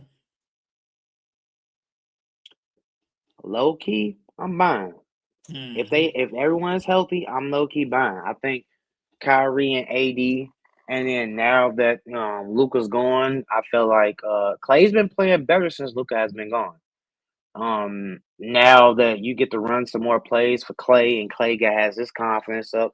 And then you still got Najee Marshall and PJ Washington. You got Dante Exum. They got a nice little team over there. I think if they was fully, and then Gafford, and I think Lively's done for the year, right? But 2 Gafford's supposed to months. be He could back. come back. He could come back kind of in the like the Okay, well, playoffs. He so could come back. so so if they get everybody back healthy, I could see them making a deep run. I'm buying. If this is health, I'll buy. I'll buy if they're healthy because we saw AD in them 2 quarters. He looked godly. I'm not gonna lie, he looked godly. Kyrie Irving, he's been so good this year. And they got a good team. You got the double bigs. Najee Marshall has been good. You just said Klay Thompson has played better. If we could get a good Anthony Davis in the playoffs, which he has in the playoffs, he's been good when he playoffs. Kyrie Irving, some exceptions, but Kyrie Irving is still a good player. They could be scary to some teams, man. I don't think some teams want to face them low key. Especially the first round. Yeah, I don't think a lot of teams want to face them. So I buy if they healthy. All right, so this is not the last team, but then the last two teams I want to rapid fire it. The Golden State Warriors. You buying or selling? I'm selling. I don't think that the Golden State Warriors have enough size, and I don't think that. Yeah, they all have playoff experience, and Jimmy Butler, playoff Jimmy is a different breed. But like you said, I don't think they have enough. I don't that not having a big, I think, is gonna really hurt them. And the difference between them and even though the Lakers don't really have a big, they still got Jackson Hayes. And even if Jackson Hayes gets in foul trouble, you got Vando, who's like 6'8", 6'9". You got Rui, who's like 6'7", 6'8". You got Brian, who's 6'8", 6'9". You got Luca, who's 6'8", 6'9". So they got a bunch of big bodies over there. The Golden State, I think, their tallest player is probably Looney, and Looney is only 6'9", You and know, he barely plays. in the starting lineup, Jimmy Butler, the tallest dude, is 6'7". And that's insane, bro. That's insane, bro. So it's like rebounding is gonna be hard for them in the playoffs. Um, so I'm selling. I'm selling. I like what the Warriors have done. They've been hooping. They've been playing some good basketball, man. But I think if they get that matchup, man, like you said, the Lakers, and most likely might be in the play-in. I feel like if they had to go up against OKC, a team that damn near got 2 7-footers, they might lose. I think they might lose. I Yeah. think it could be competitive though, but I think they might lose. The size hurts them. You gotta hope Jimmy Butler plays good in the playoffs, which he always does. Steph Curry to play good, which he always does. Then we gotta wait till these other guys who really haven't been there like that. AirPods, not really. Kaminga, he was there, but he wasn't really getting ticked when he won the championship. Hmm. So it's like we gotta expect these other young guys to, to play good in the playoffs. So, you know, I'm a sell. I'm a sell on the Warriors. All right, now we just rapid fire these last two. The Rockets, buying or selling. I'm selling. They too young. I don't think. I think this would be a good year for them to get playoff experience. But they too young. Nobody but Fred has been there before. So, well, and probably Steven Adams. But other than that, no, I'm selling. Yeah, I'm selling. They're a young team. They're good defensively. Offense really isn't that good, and we gotta expect Jalen Green, and Ben Thompson, all these young guys to step it up in the playoffs. I'm selling. And the last team, the Clippers, buying or selling. I'm low key buying. I'm not gonna lie to you. With a healthy Kawhi and then Norman Powell coming back, and then you still got James Harden. Zubac has been playing amazing this year. And then you got Bogey now. I'm buying. I think I've been saying this all season before they even got these before they even made those moves at the trade deadline. They a dark horse team. And I still think they are a dark horse team. That I'm buying. No, you definitely been saying that all the way through. You know what? I'll go with you. I'll buy. If they could get if James Harden is healthy, Kawhi is healthy, Norman Powell playing like an all-star type level. Don't sleep on Ben Simmons, bro. Ben Simmons had that I, one good at that game. he He been been now hooping. he been hooping since he been there, bro. He's been playing good since he's been there. He been hooping, bro. He didn't want to be in Brooklyn, man. Ben Simmons, man, they use him as a center. If they got all of them with Bogey, they got a lot of good players on that team. And you got Hey, Ty so Lue, top 5 coach. what you think? What you think they closing lineup would be? It'd be James, Norman, Kawhi, Ben, and what Bogey? No, probably. Well, Zubats and probably Derrick Jones. Probably Zubats. They got a lot of options. They got a lot of Yeah, they options. can do. So I go with buy. I'll buy, man. All right, that's it for buying or selling these NBA teams. Let's talk about this. Might not take long. I know we got a whole bunch of stuff, but we gonna have to go soon. So we got two more things. Then we'll talk about the other stuff next week. NBA executives believe that the Grizzlies could potentially look to move Ja Morant this summer. Somebody said I'm consistently checking in with executives around trade deadline about like, okay, what we saw, what we didn't see, what's next. And in this league, you are always on the lookout for the next wave of stars that are going to get dealt, right? Somebody out of the blue said, keep an eye on Ja Morant this summer. I'm just saying, it's one of those things I'm just kind of keeping an eye on if they were to flame out early. So I'm asking you, do you think the Grizzlies could potentially trade Ja Morant? And real quick, the general manager said we are not trading him. He said that like a week ago. No, bro. They're not trading Ja, bro. Ja is that franchise, bro. Like he like Ja's like the LaMelo, where even though the Grizzlies are a small market, his name is so big and his aura is so big, bro. He gravitates fans to that market, bro. And if they do that, you gonna lose butts out of them seats, bro. They not trading Ja, bro. Only way I see them trading Ja is if he do that gun stuff again, or he got to do something really crazy, bro. And even then, I still don't see them trading him. I don't think it's crazy that they might at least listen. I don't think it's crazy I think they could You listen. gotta give me some. If I'm giving you Ja, you low key gotta give me something crazy. I ain't gonna I, lie. I don't think it's the craziest thing to say, bro. Look, Ja has been kind of hurt. He's been hurt a lot. He had the gun situation, got suspended, comes back last year, hits that game winning bucket when he comes back, gets hurt, miss basically the whole year. This year, he's been hurt and hasn't played good. And the thing is, we've seen them with how the team is that I think they can't go far without him, but they're a good team without him. They're still a good team without him.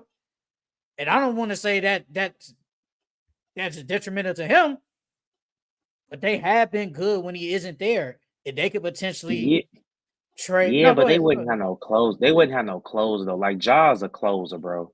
He's a clutch player, bro. And if you trade him away, who you gonna have to close for you? Jaren Jackson? I'm not Well, really it buying that. depends. Jaren Jackson's my best player. Well, it Nah. depends, like you said, who you trading for. Because you go take it's probably gonna get a lot of picks, and you're gonna need some win now players. I So need what you with the same thing they got for Rudy Gobert. I need that times two. times two. So you need five If I'm picks. giving you Ja, You need five picks. and I need some players. And I need some players. If I'm giving you Ja, nah, bro. I don't Ja is a think you're wrong. franchise changing player. No, I agree. I agree, but it's just the past couple of years, it just hasn't been like what we thought. Like Ja Morant, like you said, was on his way to being literally probably the face of the league.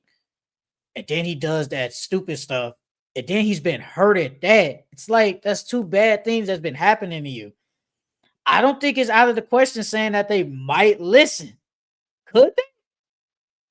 I think if it's right, if the price is right, if the offer is really good and they can't resist, It gotta He be like decided to that play. Luka and AD trade. It gotta be like you gotta be getting like a generational somebody like you gotta be getting somebody like Wemby in Okay, return or like I, you gotta be getting somebody really I ain't great in doing return. all that, bro. You gotta get Luca something is amazing back, different. bro. Luca different, bro. I'm not okay. I ain't gonna lie to you. I'm not trading AD for Ja. I'm not doing that. Now, AD for Luca different because Luca has been a generational top 5 player in the league. I'm not saying Ja Morant ain't like generational or whatever, but AD for Ja, I don't know. I don't think AD worth Ja. Now, Luca, Giannis, maybe even Shea, different story. I That's a do different. Shea for y'all. I do Shea for y'all. I don't even think Shea. I think they hang up. I think they hang up if you say, man, Yeah. I Oh, give oh you. yeah. Of course. Yeah. Of course. Yeah. And another thing we could talk about. We got about maybe like 25 more minutes. Wemby. Wemby had a blood clot in his shoulder, man. Prayers up to him. Hope you get better. Hope you come back strong next year. But he had a blood clot, but they caught it earlier, and their optimism saying that he could come back healthy next year. But this year, honestly, it's a wash. They're really not a good team. They weren't really good with him this year. They were better, but they really weren't a good team this year, even with De'Aaron Fox. But this is a wash year. And also Greg Popovich. Now they're questioning if he might come back because he had the stroke. Now they question if he will coach again. So it's kind of some tough times in San Antonio right now. Yeah. It's rough times in San Antonio, and then we don't even know the extent of Pop's stroke.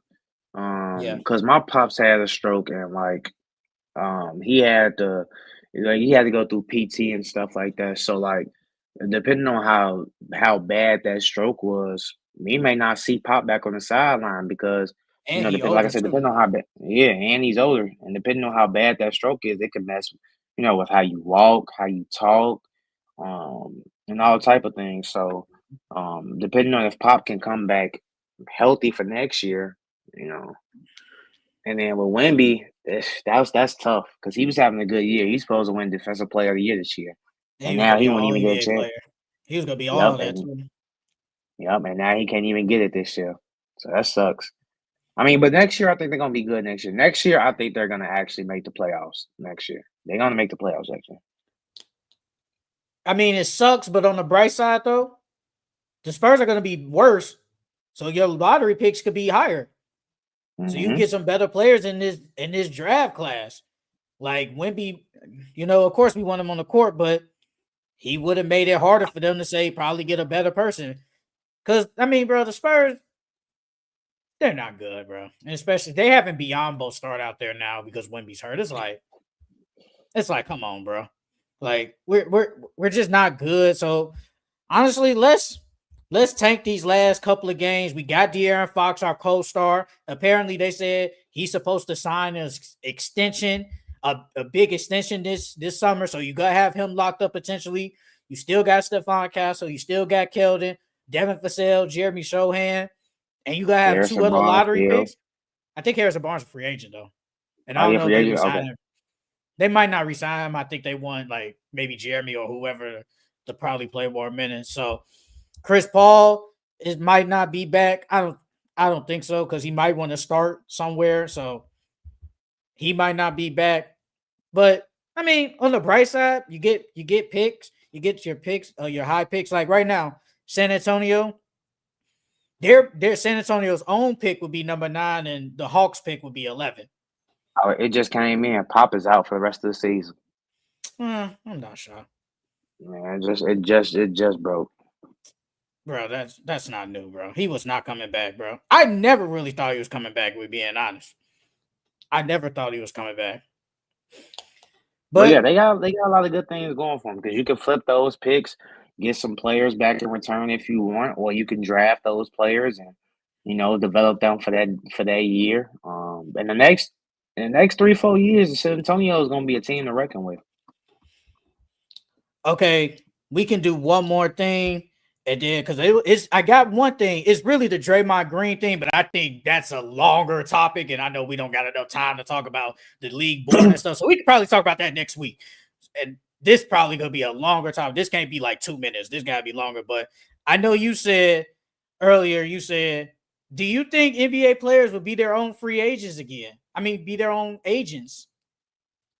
Do you think that? Um, yeah, I honestly do. Well, stars at least. I think the Okay, I stars will got you. start being their agent more. But the only thing with that is, it's like, okay, yeah, you're taking away that agent fee that you're paying, so you're getting more money back in return, but you may lose out on negotiations because you have to read contracts, and I guarantee you most of these NBA stars don't know how to read a standard contract, and then you can miss things in the fine print.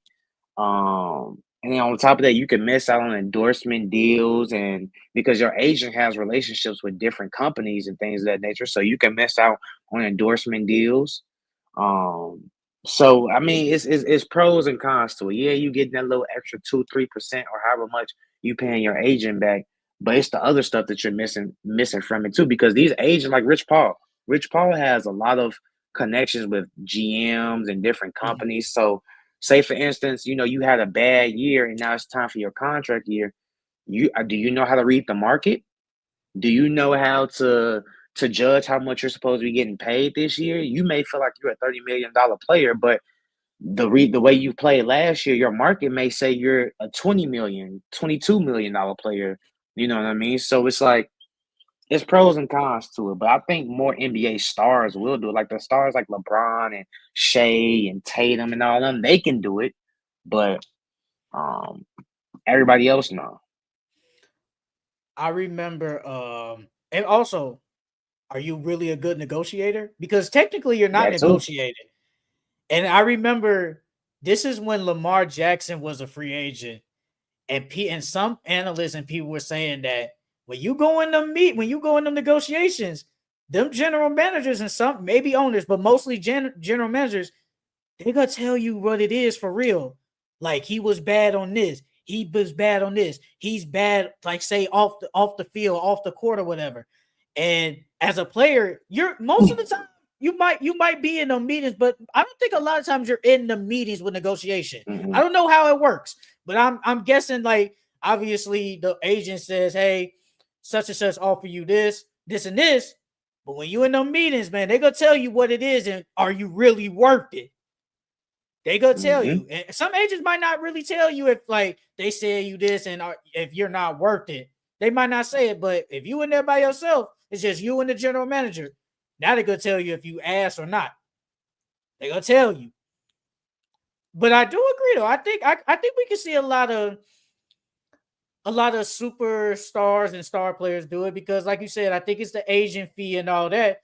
And somebody said, man, if I'm Shay, I don't need no agent. I don't need to go in there and I don't need no agent to give me 300 extra $1 million or super max. I can do that my damn self.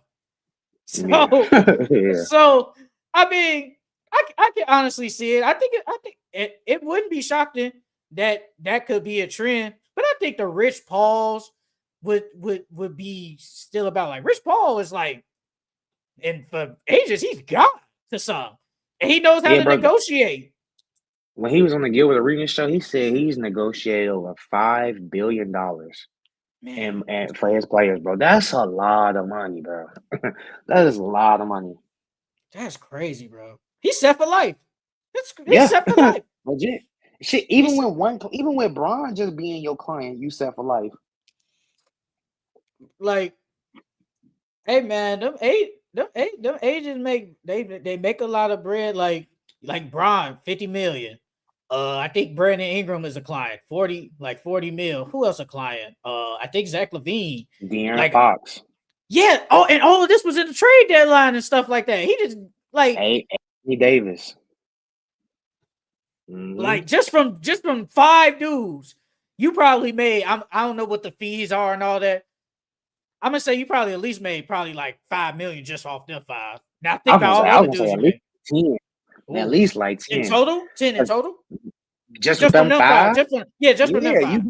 you getting at least 2-3% from each one. So if Brian making like 50 mil a year, what's that? Yeah, LeBron making like Brian, 50. Brian making 50 mil a year. That's $1 million right off the bat. If you're doing 2%, that's like $1 million just from Bron, and then them other players you got. Yeah, man. I honestly I can see it, but there are some players that need them. They need them agents, man. Them agents they can negotiate because there ain't no way how you might be worth 20 a year, but then he hit you with and the agent gonna get you 40 a year. Like how he do that? How he Yeah. finesse? And Because then we who don't they even be know what saying their like who's percentages his are. agent? Who they be Yeah. saying they be huh? I said, no, I was like, yeah, you're right. And then we don't even know like what percentages these agents are actually getting. Some agents may get 2-3% from one player. Some may get 4-5% from another player. So like, Yeah, man. But let's end this off with these NBA pick'ems for the week. NBA Fridays games, Raptors and the Bulls. Raptors, Give me the Toronto Raptors, Nuggets and the Pistons. Pistons, Give me the Denver Nuggets, Thunder and the Hawks. Thunder. Give me the OKC Thunder, Cavaliers and the Boston Celtics. Who at home? The Celtics.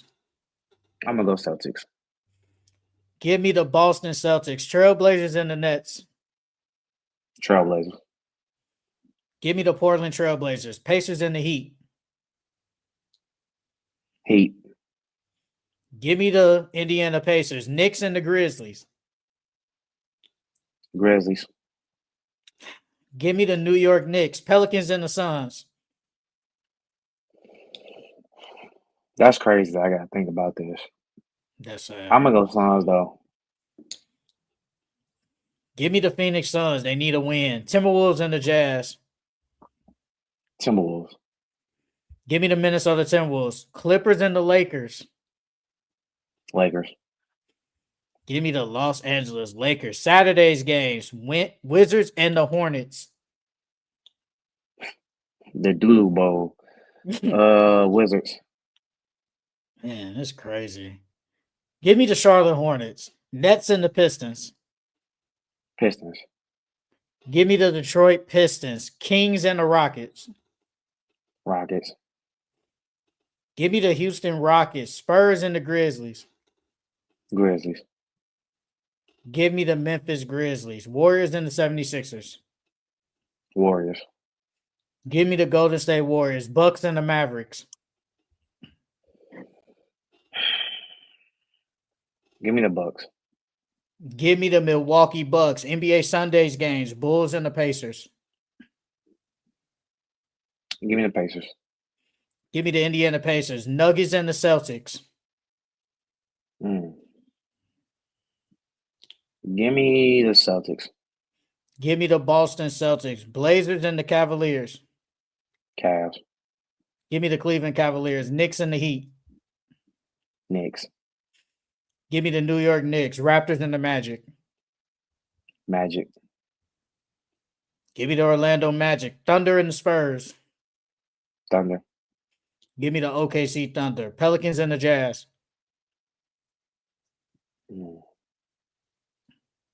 give me the Pelicans, Give me the New Orleans Pelicans. Timberwolves and the Suns. T-Wolves, Give me the Minnesota Timberwolves. Clippers and the Lakers. Lakers, Give me the Los Angeles Lakers. Monday's NBA games. Warriors and the Hornets. Warriors, Give me the Golden State Warriors. Trailblazers and the 76ers.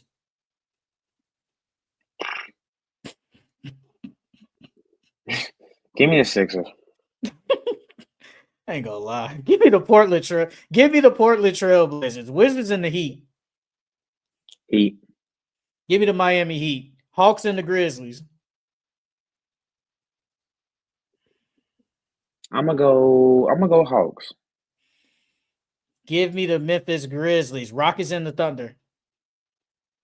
I'm gonna go Rockets, Give me the OKC Thunder. Kings and the Mavericks. Mavs, Give me the Sacramento Kings. Pistons and the Jazz. Pistons, Give me the Detroit Pistons. Tuesday's NBA games. Cavaliers and the Bulls. Cavs. Give me the Cleveland Cavaliers. Rockets and the Pacers. Rockets. Give me the Houston Rockets. Raptors and the Magic. Raptors. Give me the Orlando Magic. Bucks and the Hawks. Bucks. Give me the Milwaukee Bucks. Warriors and the Knicks. I'm going to go Warriors. Give me the New York Knicks. 76ers and the Timberwolves. T-Wolves. Give me the Minnesota Timberwolves. Nets and the Spurs. Spurs. Give me the San Antonio Spurs. Clippers and the Suns. Clippers. Give me the Los Angeles Clippers. Pelicans and the Lakers. Lakers. Give me the Los Angeles Lakers. NBA Wednesdays games. Trailblazers and the Celtics. Celtics. Give me the Boston Celtics. Timberwolves and the Hornets. T-Wolves. Give me the Minnesota Timberwolves. Heat and the Cavaliers. Cavs. Give me the Cleveland Cavaliers. Jazz and the Wizards. I'm going to go Jazz. I'm going to go Washington Wizards. Give me the Washington Wizards. Mavericks and the Bucks. Bucks. Give me the Milwaukee Bucks. Kings and the Nuggets. Give me the Nuggets. Give me the Denver Nuggets. Thunder and the Grizzlies. I'm going to go Grizzlies. Give me the OKC Thunder. Pistons and the Clippers. Pistons. Give me the Detroit Pistons. And finally, NBA Thursdays games. Bulls and the Magic. Magic. Give me the Orlando Magic. Pacers and the Hawks. Hawks. Give me the Indiana Pacers. 76ers and the Celtics. Celtics. Give me the Boston Celtics. Warriors and the Nets.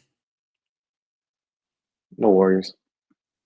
Give me the Golden State Warriors. Rockets and the Pelicans. Rockets. Give me the Houston Rockets. And finally, the Knicks and the Lakers. The Lakers at home, right? Yep. Give me Lakers. Give me the Los Angeles Lakers. And that is it for the Full Court Entertainment Podcast.